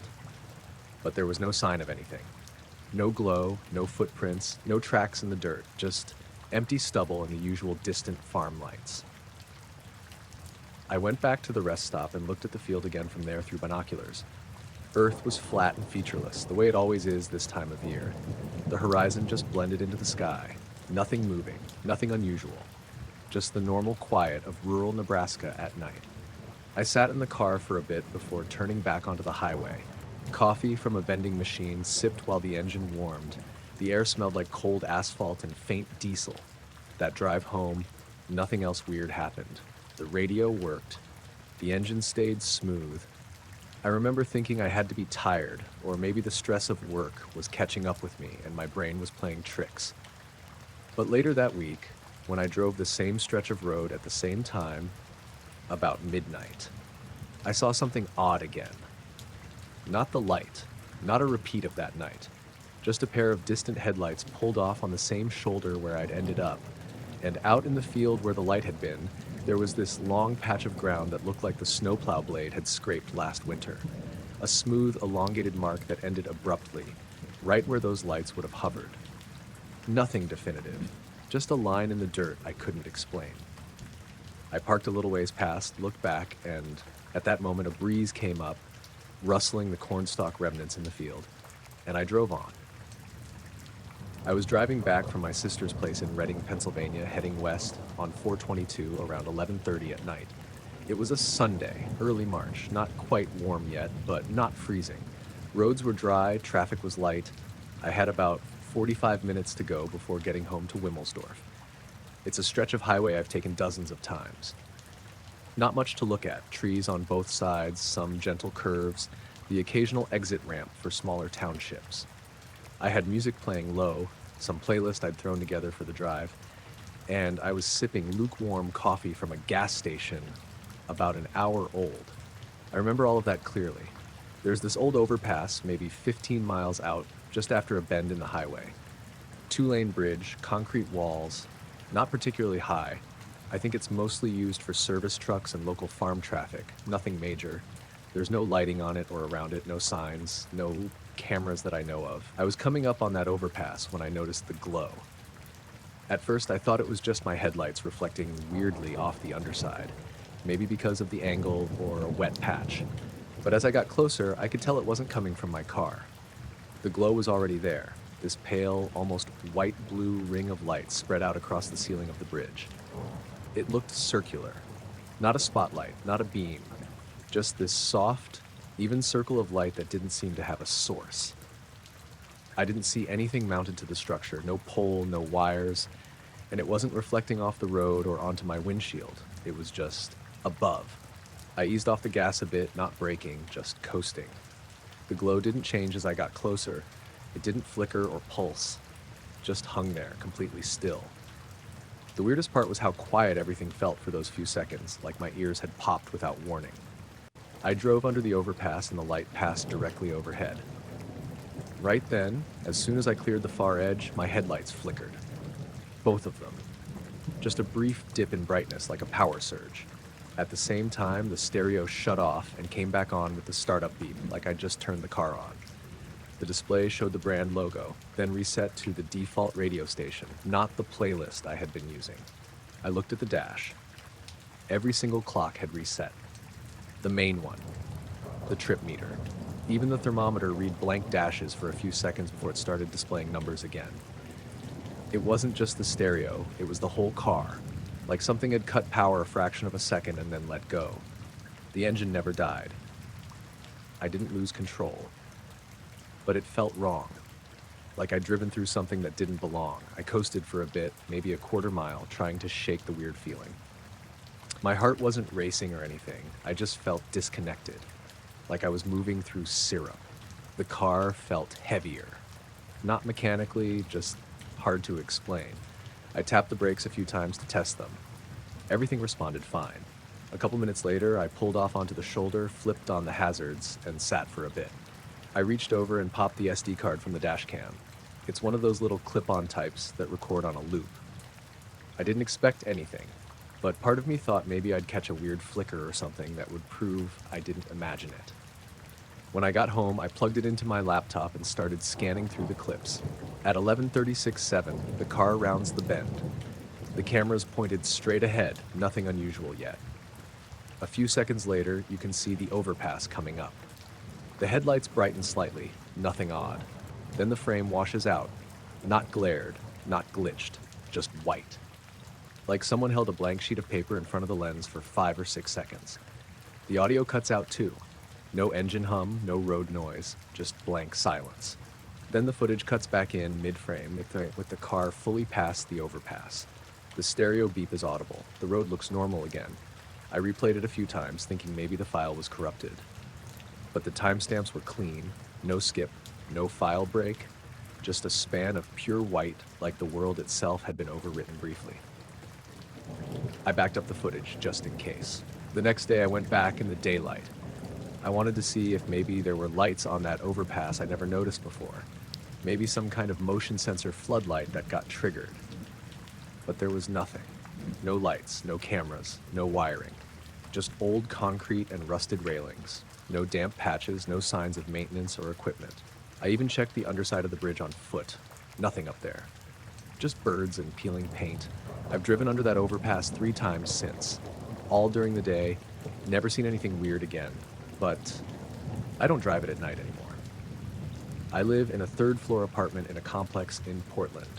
Nothing fancy, just one of those U-shaped buildings with the balconies facing a shared courtyard. Trees, some patio lights, picnic tables no one uses. It's not a bad place.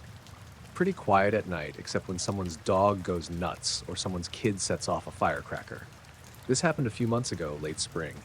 I don't remember the exact date, but it was a weeknight because I'd been working late from home and shut my laptop down around 11:45. My apartment was hot, not unbearable, just stuffy, and I stepped out onto my balcony to cool off. I do that sometimes, just stand out there for a few minutes to breathe and look around. It was around midnight. No wind, sky mostly clear. I could see a few stars above the buildings, and the street beyond the complex was quiet. No cars, no people. The only noise was a fan humming in someone's window down the block and maybe a siren in the distance. I remember leaning on the railing and checking my phone.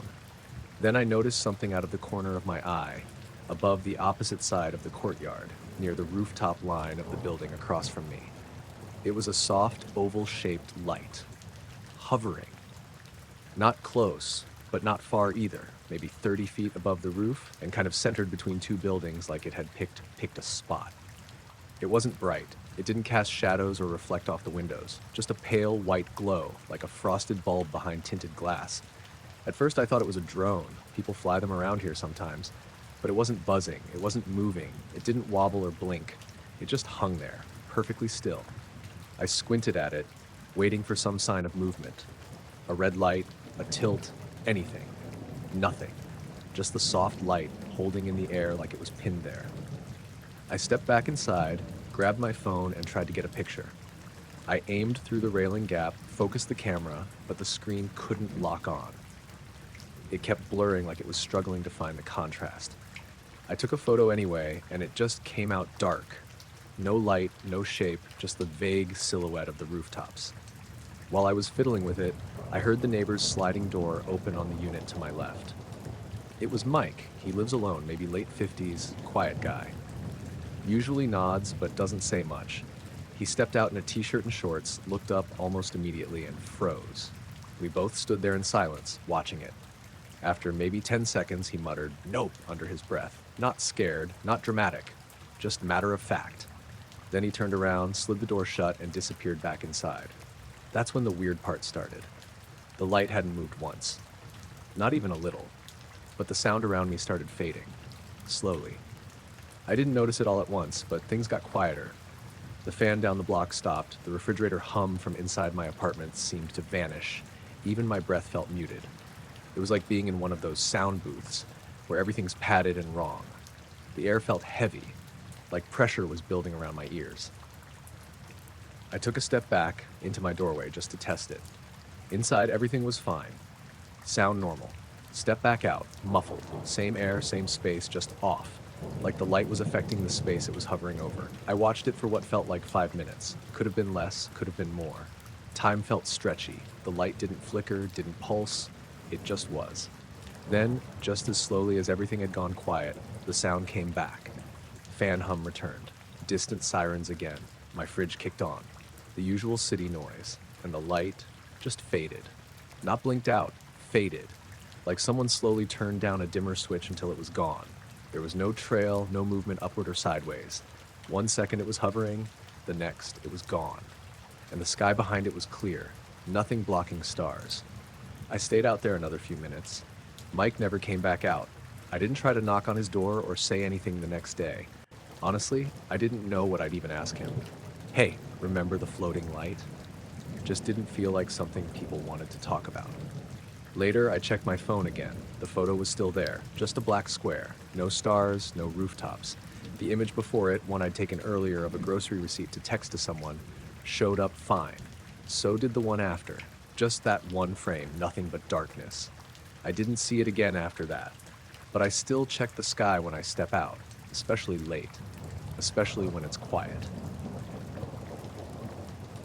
I was living in East Haddam at the time, renting a guest room above a garage from a retired couple who were barely ever home. I worked part-time at a call center in Middletown, and the only way to get there was the 5:40 a.m. bus into town. It ran once an hour, and if you missed it, you were pretty much out of luck until 6:45.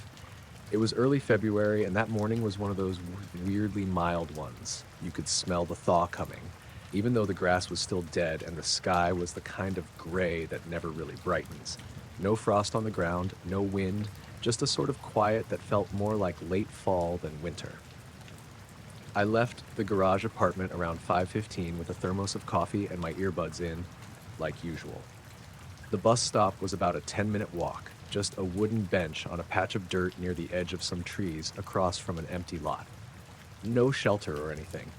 Just the bench, a faded sign, and a trash can that always smelled faintly of cigarettes and rotting fast food.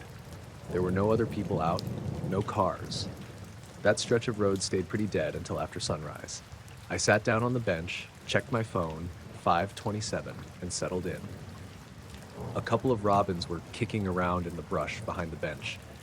I remember that because it struck me as weird they were already up, even before sunrise. I was mid-scroll, halfway through some article I don't remember now, when I noticed the light. It wasn't bright. At first, I thought it was just a plane or maybe someone's security floodlight flicking on through the trees, but it was too far back for that. The trees behind the bench sloped down into a small valley, then back up toward a ridge maybe half a mile away. Whatever the light was, it looked like it was coming from beyond that ridge, but too low for a plane and too high and isolated for a house light. I took out my earbuds. The light didn't flicker. It didn't move at first. It just hovered, low and dull, like a dirty bulb behind fogged glass. The color wasn't easy to pin down, somewhere between yellow and white, but not quite either. I kept staring at it, trying to place it. Then it started to rise, not fast, almost like it didn't weigh anything, just a slow lift, straight up above the treetops. It stopped maybe 30 feet above the ridge and just hung there. That's when I noticed the sound, or I guess the lack of it. The birds had gone silent. I didn't hear any wind, which was normal for that time of day, but the silence had weight to it, like my ears were plugged. I rubbed them like maybe they were still adjusting from sleep, but it didn't help. The light pulsed once, faintly. Not a beam or anything, just a soft swell, like a slow heartbeat. And I felt weird, dizzy all of a sudden. My coffee thermos slipped out of my hand and rolled off the bench into the dead leaves. I leaned forward, elbows on my knees, trying to stay upright. The ground swayed under me like I was standing on a boat. I thought maybe it was a blood sugar thing. I hadn't eaten anything yet, but I wasn't shaking. I wasn't nauseous. I was just pulled down. Heavy. I looked at my phone again. The time said 5:33. I remember that number clearly. I remember thinking, okay, 7 minutes to go. Just hold on. I put my phone in my lap and looked back up. The light was gone. No trace of it. Nothing above the ridge. The sky still looked the same. Gray, pre-dawn, maybe starting to brighten just a little.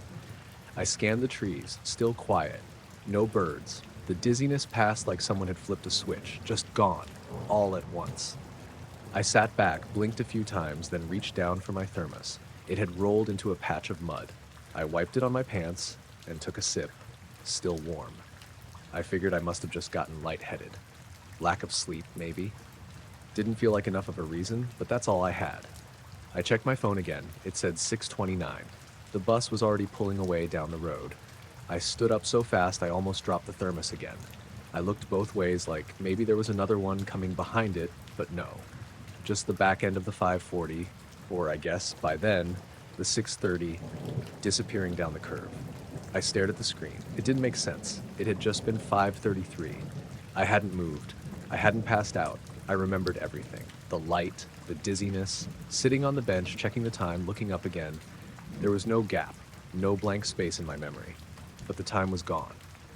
I walked a few steps up the road trying to get my bearings. The street looked the same. No cars, no one walking their dog. Just that creeping brightness of an early morning that feels off somehow. I opened my phone to the lock screen again. 6:31. Battery at 92%, which was about what I'd expect. No new texts or missed calls. No alarms. I went into the settings and checked the screen time usage. It showed 5:28 to 6:30 as inactive.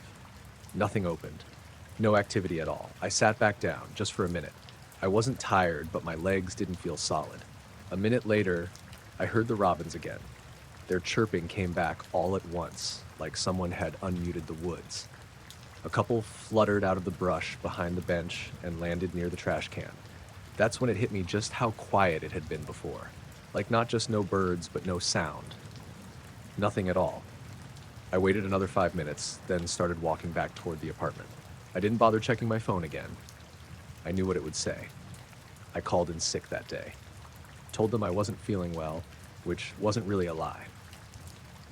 I kept looking out the windows, half expecting that dull light to show up again. It didn't. The sky cleared around 10 a.m. and turned into a bright, sunny day. That evening, I walked back to the stop just to see it again in daylight. The bench looked normal. Leaves on the ground, a couple cigarette butts, one crushed energy drink can. I stepped around to the back and looked through the trees toward the ridge. It was just woods. Bare branches, some tangled underbrush, and beyond that, the rise where the light had come from. There was nothing there. No trails, no clearings, no houses that I could see, just more trees. I stood there for a while, listening. I could hear birds, the occasional car, a dog barking faintly somewhere down the road. I walked home, made dinner, watched some stupid show, tried to go to bed early. I didn't sleep much. For a few weeks after, I took the later bus, the 6:45. I told myself it was to get more sleep, but really I just didn't want to be at that stop in the dark again. Not alone. Not before dawn. Eventually, I started driving to work instead. I never really explained why. I just said the bus schedule wasn't working for me. I haven't missed time again. Not like that. But sometimes when I'm walking early in the morning, like if I'm out taking the trash down or going to my car, I'll get a weird feeling. Like a soft pressure in the air. Not loud, not painful, just there.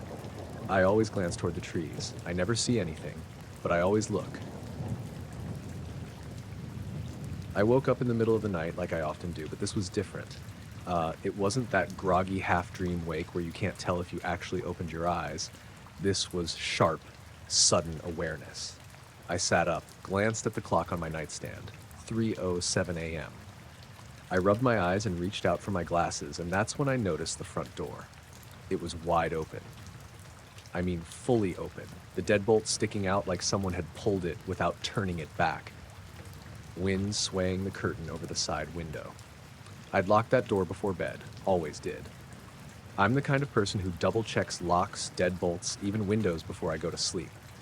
There was no rational explanation for it being open. My first thought was, someone's broken in, but the house was silent, apart from the faint hum of the fridge and the house fan in the living room.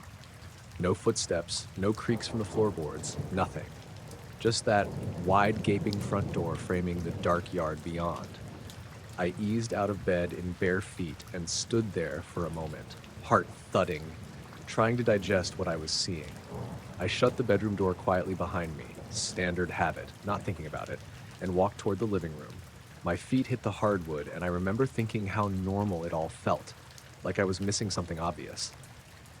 I flicked on the hallway light. That's when I noticed the mud, caked on the soles of my feet. Dark brown, dried in patches like it had been walked through thick, wet dirt.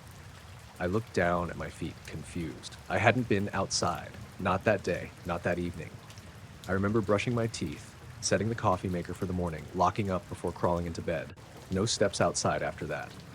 I took a slow breath and forced my eyes up to scan the room. Nothing was out of place. Couch cushions lined up, coffee mugs on the counter where I left them, keys on the hook. No sign of disturbance. But the front door was still open, and my feet were muddy. I didn't want to check the security footage, not because I was afraid, but because I didn't want to uncover something I couldn't rationalize. But I stepped into the kitchen anyway and pulled up the security app on my phone. There was a power drop in the middle of the night. The system logged it at 2:52 a.m. A brief dip in power, like a breaker flipped momentarily or a utility fluctuation. The cameras had restarted right after that, but the footage from 2:51 a.m. to 2:55 a.m. was just a frozen frame. A still image of my porch light glowing in the night, no motion recorded, no timestamps moving, just static. I swiped around the app, pulled up the clips from before and after. Everything else looked normal. Cats prowling the backyard at 11 p.m., dawn light rising over the street at 6:15 a.m., cars passing by the driveway. But that 4-minute gap was just gone. I locked eyes with the open front door in the live view, then panned to the back. The backyard cam showed nothing unusual. Snow was melting in patches, no footprints at all, nothing moving. I closed the app and put my phone in my pocket. Still feeling like I was piecing together a dream I'd already forgotten. I walked the few steps to the front door, my socks forgotten at the foot of the stairs, still barefoot and muddy.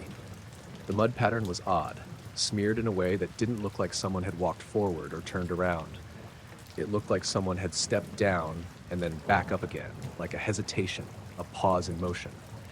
Outside the door, the porch light was flickering slightly, like the bulb was old or the socket was loose. I glanced down at the doormat. No footprints heading into the yard, just clean pavement. I leaned out, hands on the doorframe. The street was empty. No cars, no voices. A single streetlight across the road cast an orange glow on the sidewalk. Nothing stirred. I closed the door behind me carefully and dead-bolted it. That felt automatic, muscle memory more than thought. I stood there a second, listening to the click of the lock slide home. I took off my socks and set them by the laundry basket, mud side up. I padded back into the kitchen to get a glass of water. My eyes kept flicking to the clock.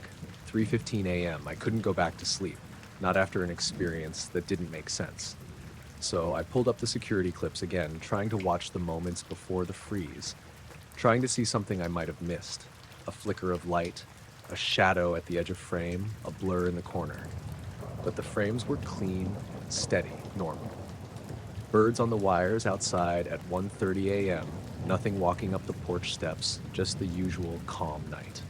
I sat there with the coffee pot warming up, waiting for dawn, watching the live feed, wondering about that gap exactly at 2:52 a.m.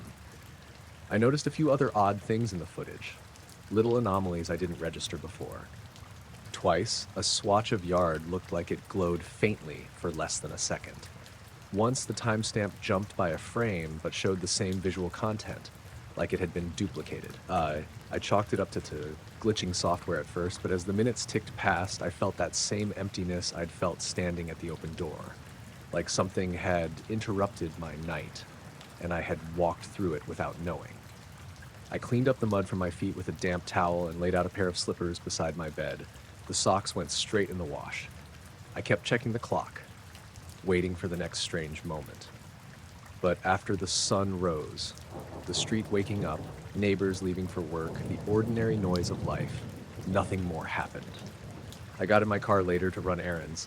The snow was still melting in the yard, no footprints out front, no sign of anything. I stood at the edge of the driveway, the morning sun on my neck, and looked at the house the way you do when something doesn't add up, like maybe if I stared long enough, I'd see what I missed. But there was just the house and the melting snow and the bright, quiet morning. And the memory of waking up at 3 a.m. with the front door wide open and muddy feet I couldn't explain. I was camping alone up near Priest Lake, northern Idaho. It was early October, cold enough at night that you'd see your breath by dusk, but not so cold you couldn't sleep comfortably with the right bag. I picked a spot about 1.5 miles off the trail, close to a small creek, but far enough from it that the ground wasn't soggy. No cell service, no traffic noise, just trees, water, and the occasional crack of a branch from something out in the brush. I'd done solo trips before. I don't carry much, just a tent, a pad, bag, food, and a jet boil. I like being off the grid for a couple days, helps me clear my head. That first night was uneventful. I made a small fire, cooked some rice and beans, and watched the stars until my toes got cold. I remember thinking how weirdly quiet the woods were. Normally you hear bugs or owls or something, but it felt still. Not dead, just muted. I turned in around 10:30, crawled into my tent, zipped it up tight, and settled into the sleeping bag with a hat on and my coat stuffed at my feet to keep them warm. My boots were outside under the rainfly, like always. I keep them just at the entrance, half tucked under, so I can grab them fast if I need to. Sometime in the middle of the night, I woke up. No reason, just opened my eyes. I figured I'd had to pee or something, but then I realized the tent wasn't dark. There was a faint blue glow inside. Not blinding, not flickering, just steady, soft, and wrong. I sat up a little, thinking maybe the moon had come up and was shining through the fabric, but the light wasn't white. It was definitely blue, almost with a green tint, like those LED nightlights people use in hallways. I didn't hear anything at first, just the sound of my own breath, a little louder than usual. Then I caught it, this humming low and slow, like a mechanical drone way off in the distance, rhythmic almost. Not music, but steady, like a giant machine, cycling over and over again. I unzipped my sleeping bag just enough to reach for my headlamp, but when I clicked it on, the beam looked dim. Not broken, just weak. Like the batteries were dying, even though they were fresh. The humming got a little louder, not by much, just enough that I could tell it was closer than I thought. It wasn't coming from any one direction, it felt like it was in the air. I didn't move for a while, just sat there, cross-legged, staring at the glowing tent walls and trying to listen past the sound. There were no animal noises, no rustling, no wind. Then I realized I couldn't hear the creek anymore. It had been running steady the evening before, loud enough to drown out background noise. Now, nothing. Like the whole area had been put on mute. I stayed frozen for maybe 20 minutes. I didn't check the time. I didn't want to look at my phone. Something about the light and the sound made me feel like I wasn't supposed to move. Eventually, the humming slowed. Not stopped, but dipped in frequency, like it was powering down. The light faded a little too, gradually, like someone dimming a switch. Then, dead quiet. The glow disappeared all at once, like someone flipped it off. My tent went back to pitch black, and I could hear the creek again. Faint at first, then normal. I didn't sleep after that, just lay there listening, every little sound making my pulse jump. When it started getting light, maybe 6 or so, I finally unzipped the tent and crawled out. The air smelled normal. Damp dirt, pine needles, wood smoke from the fire pit. I stepped into my boots and stopped. They were dry, clean, and sitting side by side a good 5 feet from where I'd left them. I always tuck them under the fly, heel to heel, toes pointing out. It's habit. I know I didn't leave them that far out, and I sure didn't stand them up neatly like that. They looked like someone had placed them deliberately. The laces were loose, like I'd just pulled them off. No mud, no leaves stuck to them. I looked around, no prints, no disturbed ground, no scuffs on the fly or the tent. I walked the perimeter of the site, circled the trees. Nothing was out of place, except the boots. I packed up fast and hiked back to the main trail. Didn't stop to eat, didn't make coffee, just got moving. It wasn't panic, not really. just a sense that I shouldn't stay there any longer than I had to. By the time I made it back to my car, the sky had clouded over. A few other vehicles were in the lot, but I didn't see anyone. I tossed my pack in the trunk and sat there for a while, engine off, trying to make sense of it. Still can't. I didn't dream it. I know that. I've camped in those woods plenty of times since. Not alone, though. Not anymore. I was driving home from my friend Carl's place in Bloomington. It was close to midnight, cold out, early December. No snow yet, but that dry kind of cold that gets into your sleeves when you're not moving. I'd taken the long way back, one of those old state routes that barely sees traffic after dark, the kind with no shoulders and way too many deer warning signs. I like it better than the main road. No stoplights, no semis riding your ass. There's a stretch near Monroe Lake where the trees get real dense, and the road dips and winds like it was laid out by someone half drunk. No houses for a couple miles. That's where it happened. I wasn't tired. That's the part that sticks with me. I'd had one Coke, no booze, and I remember the whole drive clearly up to a point. My phone was in the center console playing music on shuffle. It was warm inside the car, jacket on the passenger seat, windows fogged just a little at the edges. I came around a bend and saw a light up ahead. At first I thought it was headlights, maybe someone pulled over or stalled out, but it wasn't moving. And it wasn't the right color. It was too white, bluish almost, like those new LED street lamps, but brighter. It hovered maybe 2 feet off the road, dead center, not swinging or flickering. Just fixed there. I slowed down. My brights were already on, but they didn't help. The light ahead didn't flare or dim with my approach. Just held steady. I eased the car to maybe 15 miles an hour, crept toward it. My first real thought was, deer in the road? Maybe it was reflecting off something, but there was nothing to reflect. No signs, no guardrails, no car. Just the road and the trees. Then I noticed the air.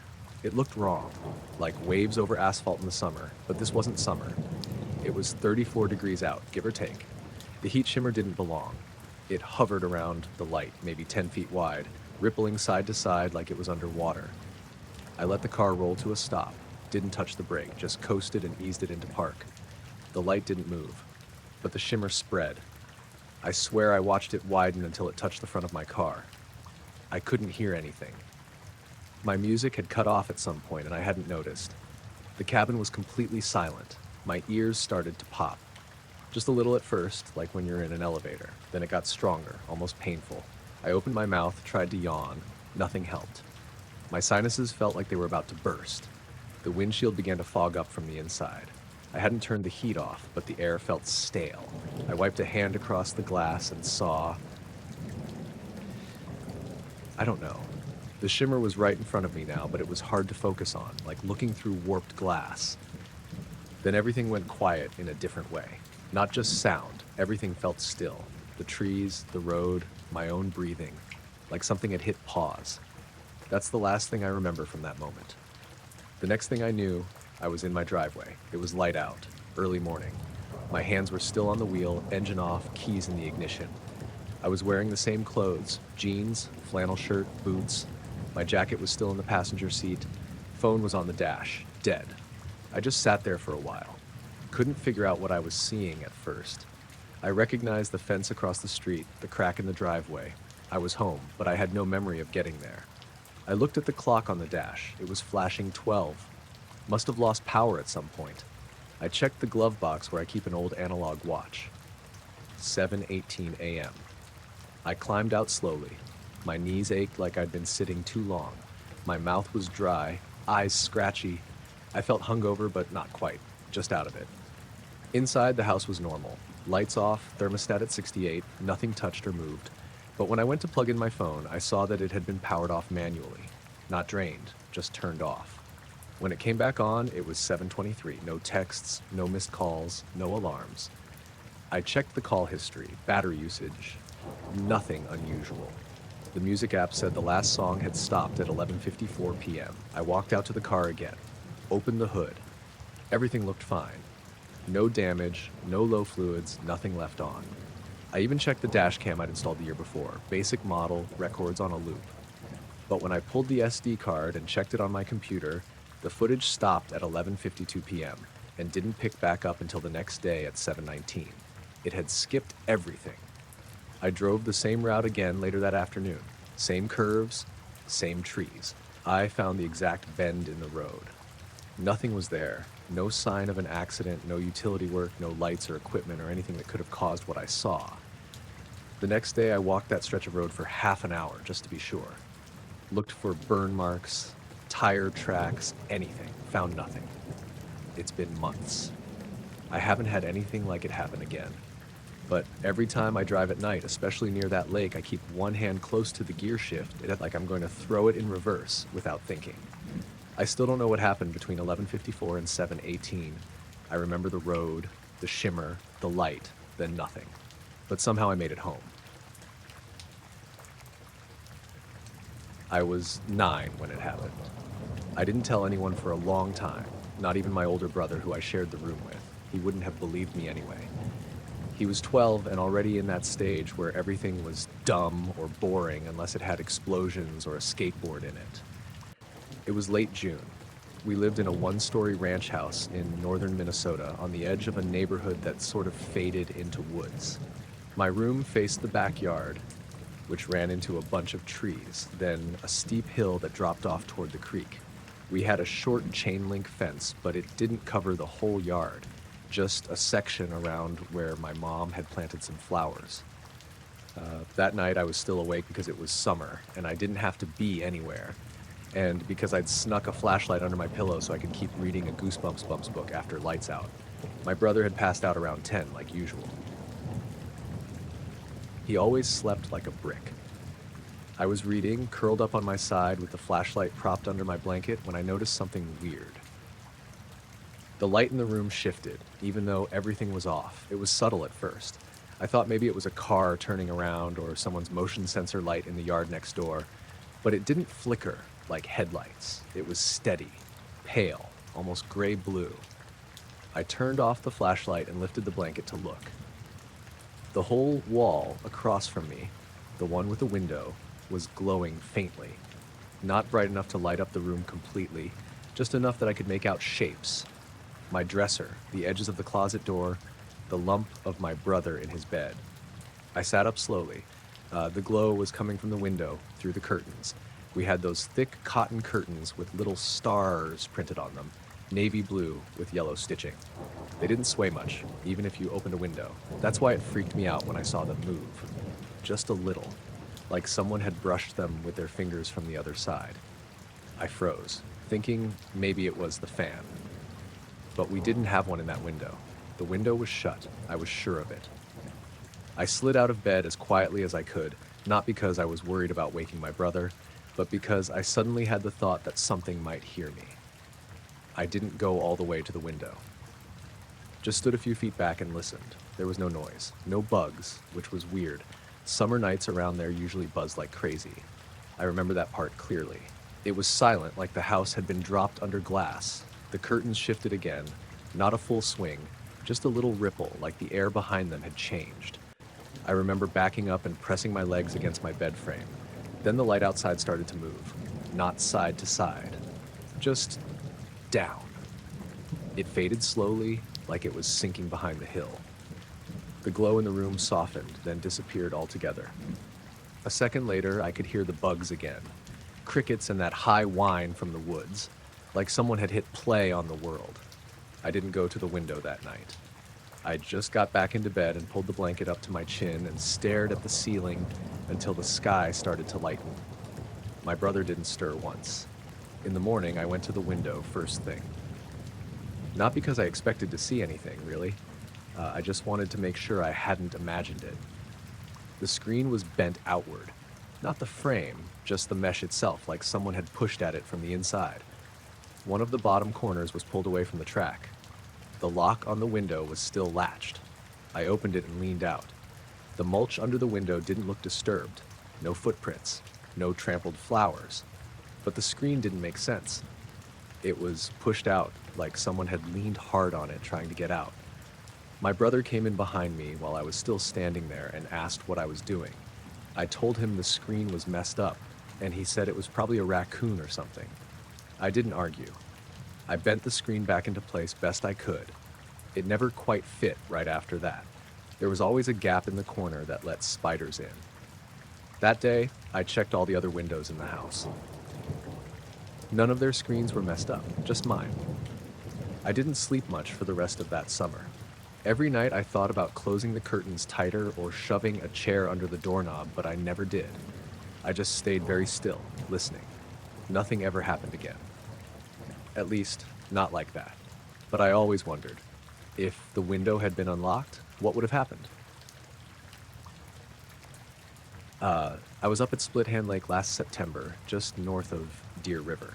It's one of those lakes no one really talks about, probably because there's only one public boat launch and barely any cabins around it. Just thick pine, jack oak, and the occasional beaver lodge along the shore. I'd been going there since I was a teenager, mostly to fish, sometimes to get out and clear my head. That night was one of the warm ones, where the air's cool enough to need a flannel, but not cold enough to see your breath. The sky had been clear all day, but by dusk, a haze started creeping in, like thin smoke that never thickened. I launched the John boat around 7:30 and paddled out with a headlamp and a small cooler. I wasn't looking to fish. I just wanted the quiet. It was a Sunday, and I had work in the morning. Didn't really care. Just needed some air. Around 9, I cut the little trolling motor and drifted to the middle of the lake. I like sitting out there when it's dark. No wind, no bugs if you're lucky, just still water and the occasional owl. The boat creaked a little as I shifted to open a can of beer.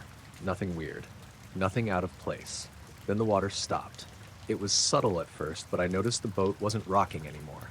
Not even slightly. Usually, even when it's calm, there's a little movement from your own breathing or shifting your weight. But the surface around me looked frozen. Not literally frozen, just undisturbed. Like someone had laid glass over the whole thing. I leaned over the side to look, and that's when I noticed I couldn't hear anything. No frogs, no insects, not even the trees moving.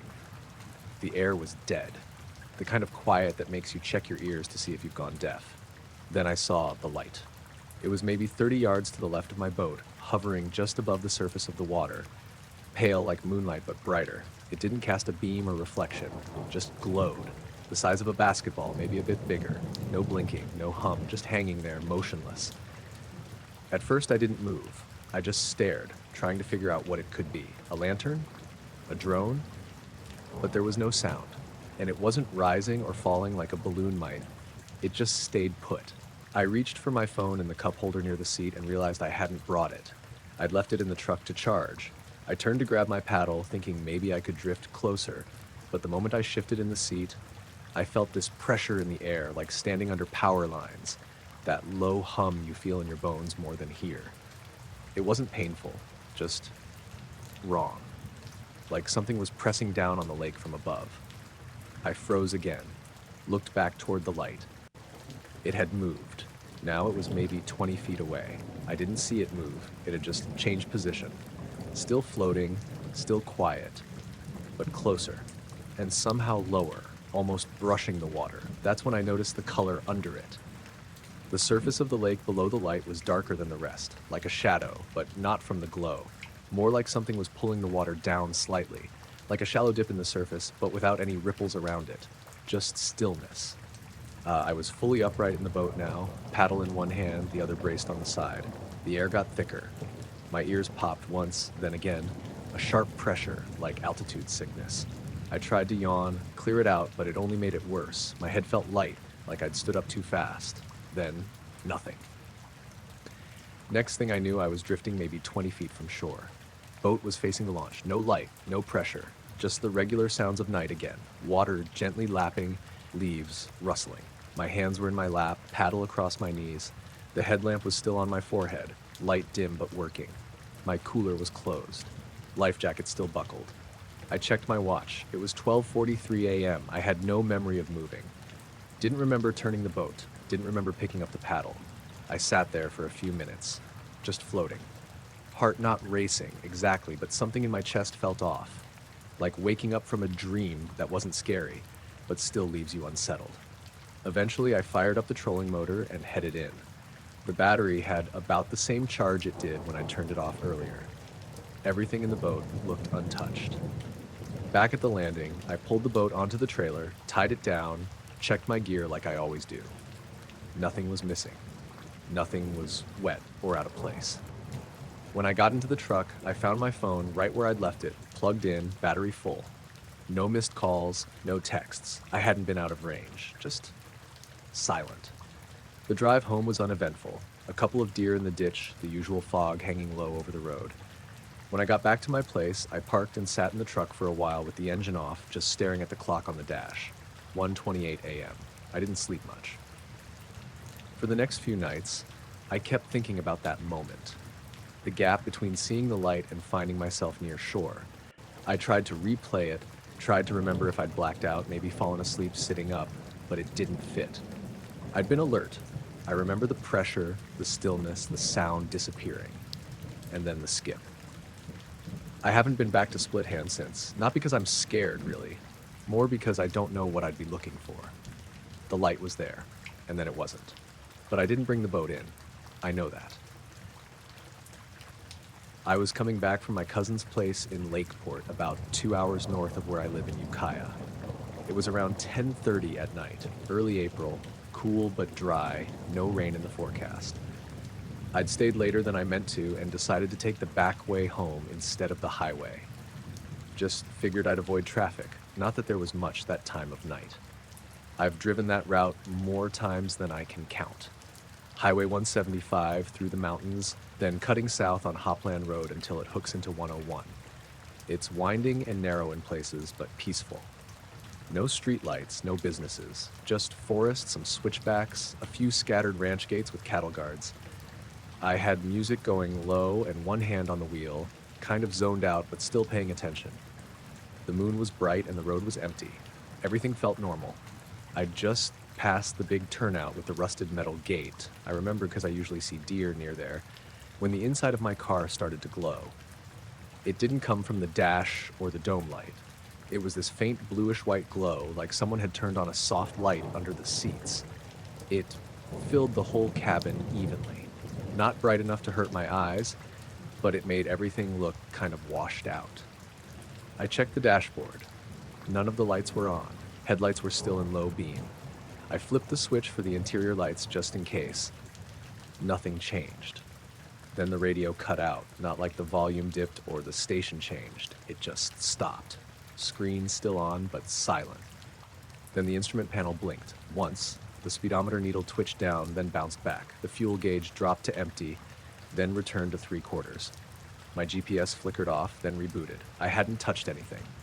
I pulled my foot off the gas, coasting, hands tight on the wheel. I looked out the windows. No other lights on the road.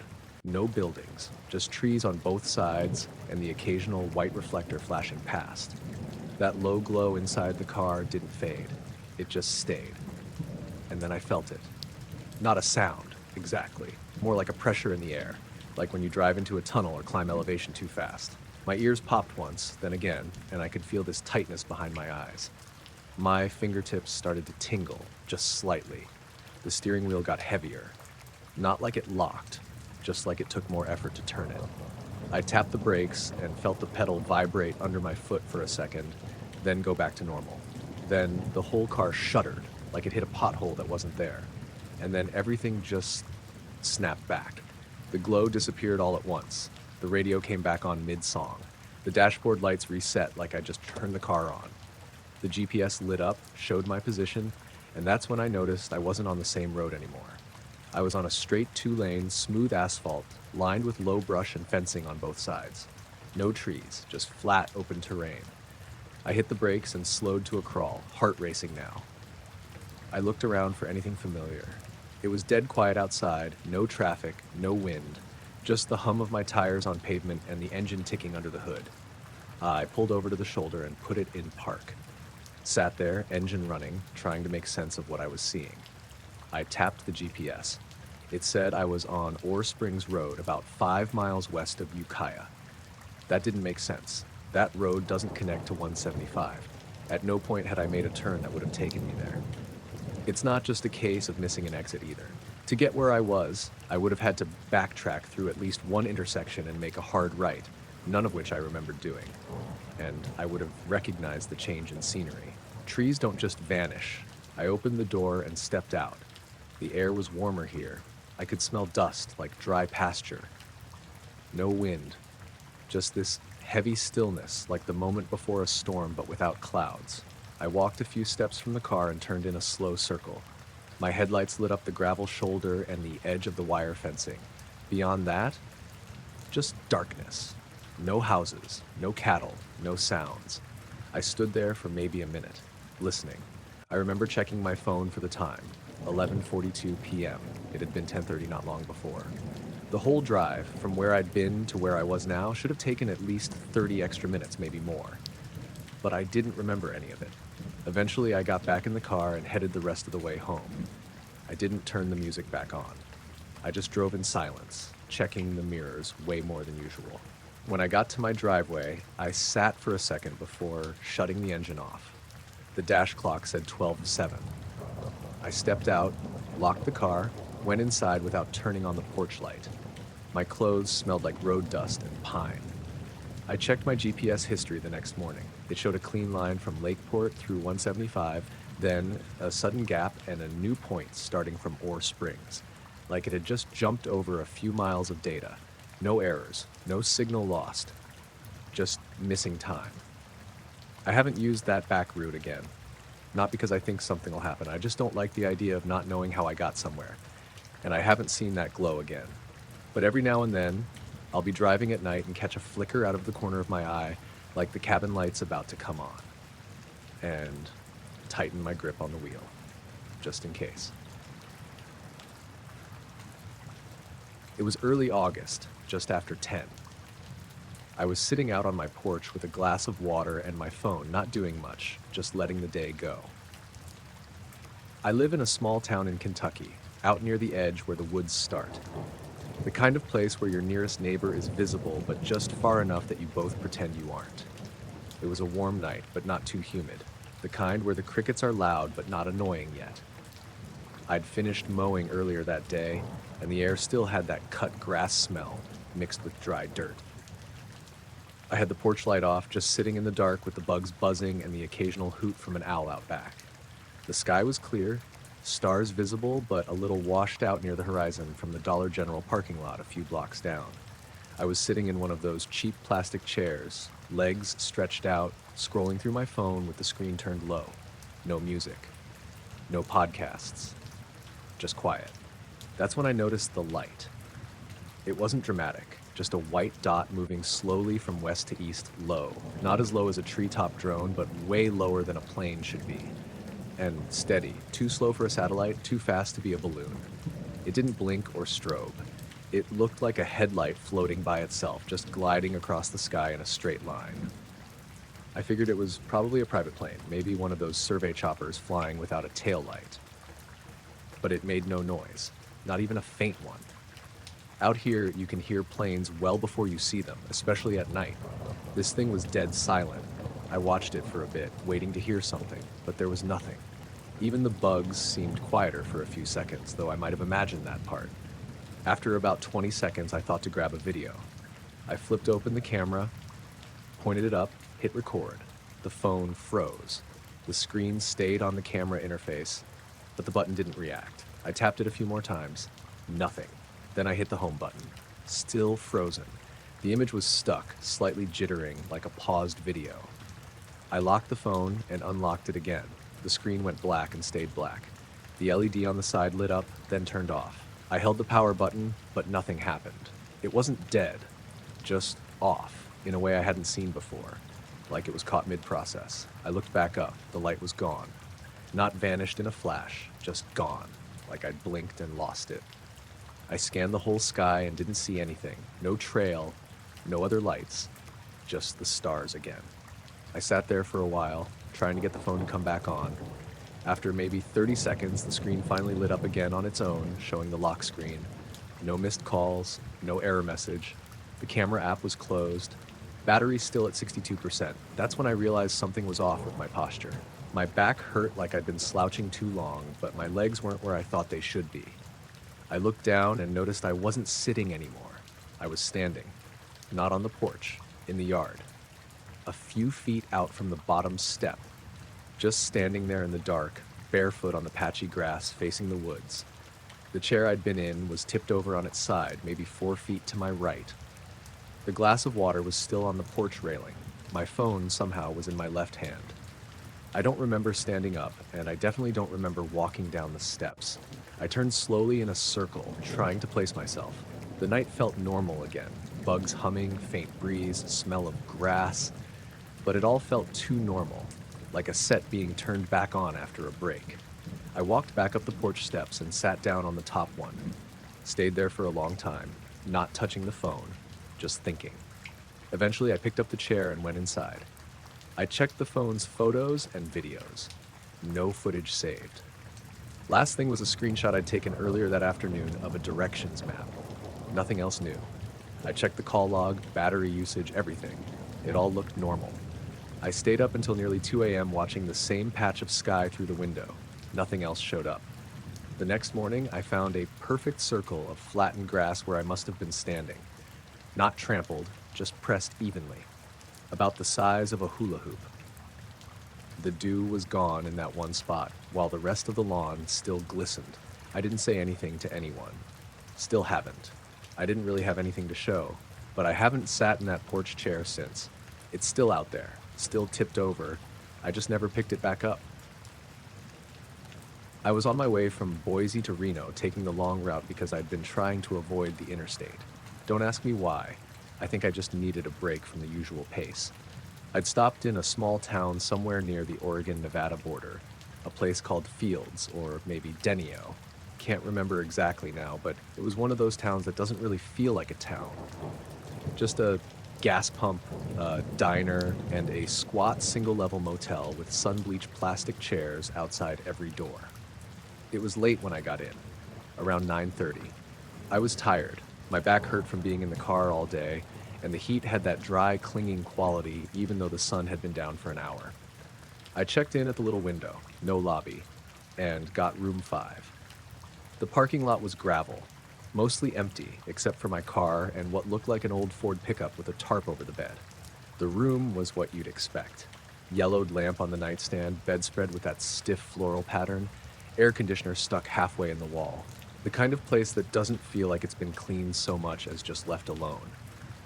But it was fine. Quiet. The front window looked out over the lot and a dark stretch of highway beyond that. I remember laying on the bed with the TV on mute, just scrolling through my phone, letting my eyes rest. I set my watch on the nightstand, plugged my phone in, then turned everything off around 11:15. Curtains drawn, door locked, bathroom fan humming. Nothing weird. Then I woke up. I don't know what time it was. No alarms, no dreams waking me up. I just opened my eyes and realized the room wasn't dark anymore. There was light coming through the curtains, soft, white, almost bluish. Not flickering, not moving, just steady. Bright enough to illuminate the whole room through the thin fabric, but not sharp like headlights. It filled every corner. My first thought was that someone had parked facing the window with their brights on, maybe pulling into the lot, but I didn't hear an engine, not even tires on gravel. Then I felt it, a deep, low vibration. It wasn't loud, but it was everywhere. Not a sound so much as a physical sensation, like when a big truck idles too close to a building. The bed frame buzzed faintly beneath me. The glass on the nightstand made a small tick sound like it wanted to rattle, but couldn't. I sat up slowly. The curtains didn't move, but the glow behind them was constant, too even. It didn't come from a single point like a car or a floodlight would. It felt like it was coming from the air itself.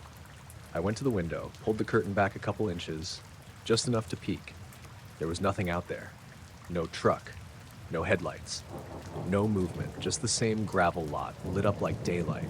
But the sky was dark, no moon, no stars, and yet it wasn't black. It was the same soft white blue, like the sky had been backlit somehow. The pickup truck was still in its spot, my car was still locked, no other vehicles. The vibration continued, steady, pulsing slightly.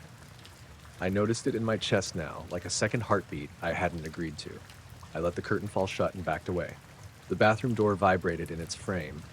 Even the air felt heavier, like it was full of static. I looked at my phone on the nightstand. The screen was black. I tapped it. Nothing. Tried the side button. Dead. I picked it up and felt a faint warmth from the back, like it had been running something. I checked my watch. The backlight worked, but the hands were frozen. It said 1:12. The second hand wasn't moving. I stood in the middle of the room for a while, not really knowing what to do. I didn't feel scared yet, just thrown off. Disconnected, like I was inside a picture of a motel instead of the real thing. The humming rose slightly in pitch, then dipped again like it was breathing. I thought about opening the door. I even took a few steps toward it. But the moment I touched the handle, I felt something shift. Not in the room, in me. A kind of heaviness behind my eyes, that like the air pressure had changed and my body hadn't caught up. I didn't open the door. Instead, I sat back down on the bed. The mattress felt softer than before. The vibration seemed to pulse in time with something I couldn't hear. And then, nothing. Next thing I remember, I was waking up.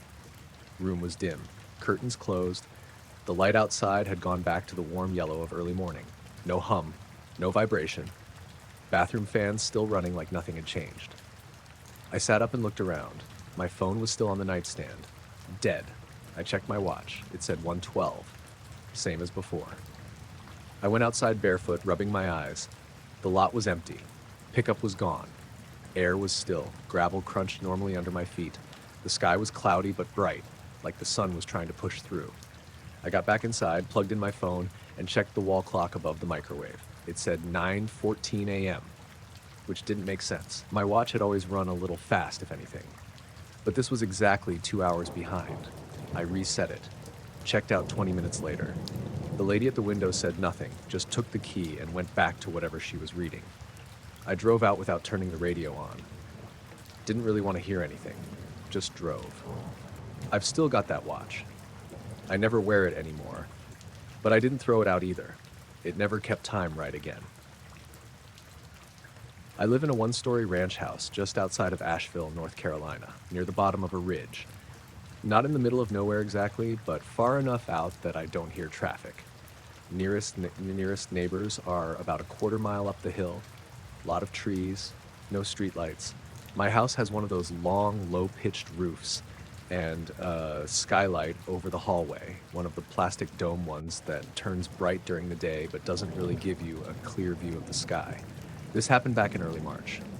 I remember that because it had rained for 3 days straight, and this was the first dry night, still cold out. I cracked a window in the kitchen to get some of the musty air out, then turned in early around 10:30. I don't usually have trouble sleeping, but I woke up sometime in the night. No reason that I could point to. Just one of those sudden, wide-awake moments where you feel like something's off but can't say what. It was quiet, the kind of quiet that makes you realize how much sound there usually is, even at night. No heater clicking, no fridge humming. I didn't hear wind or any of the usual creaks from the rafters. Just stillness. Then I heard it. A sound on the roof. Not sharp, not like branches or squirrels.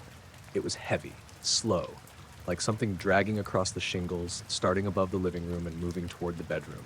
A low grinding shuffle, not loud, but deep, like it had weight. I sat up in bed, heart already pounding. I remember thinking, there's no way that's an animal. It didn't move like one. Too deliberate, too slow. Then the sound stopped. I waited, didn't move.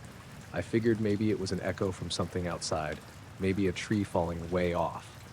But it hadn't sounded distant. It sounded like it was right there, overhead.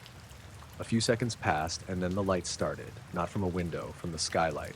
It began as a faint glow, pale and white blue, like the moon filtered through fog. But it brightened, just a little, and lit the hallway like a soft bulb had been switched on. There are no outside lights near the skylight, no security floods or neighbors close enough to shine anything through. The glow lasted maybe 5 seconds. Long enough for me to stand up and walk halfway to the door, barefoot on the cold floor. And then, nothing. No footsteps. No more sound. The light faded out as quickly as it had come. The house stayed silent. I stood there for another minute, listening. I didn't hear anything else. No retreating steps, no engines, no voices. Just that same oppressive quiet, the kind that makes you second-guess your breathing. I walked into the hallway, looked up at the skylight. I couldn't see anything. Just black. I didn't know if it was cloudy or if something had actually been there, blocking it. Eventually, I went back to bed. Not because I felt safe, but because there wasn't anything else to do. I didn't feel tired, but I guess I must have drifted off at some point. Next thing I knew, the light outside the windows was full daylight. I rolled over and looked at the clock, 8:23. I was supposed to be up at 6:30. My alarm hadn't gone off. I reached for my phone. It was still plugged in, battery at 98%. Alarm app was open. The alarm had been set. It just never triggered. I checked the hallway again. Skylight looked normal. No condensation, no marks, nothing. I went outside and walked the perimeter of the house, looking for anything. No broken branches, no footprints in the soft dirt, no signs that anything heavy had been up there. But the odd part was that the car windshield had some kind of faint residue on it, almost like dust, but with a very fine shimmer. I wiped it off and it smeared slightly, like dry powder. That same day, my microwave clock was blinking like the power had gone out. I hadn't noticed it before. Nothing else had reset. Oven clock was fine, internet router was working, only the microwave. I thought about getting up there and checking the roof, but I don't have a ladder long enough to reach it safely. And after a while, I convinced myself there wouldn't be anything to find anyway. But I still think about the sound, that slow, deliberate movement, like something not in a hurry. Like it knew I could hear it, and I still wonder what would have happened if I'd opened the front door.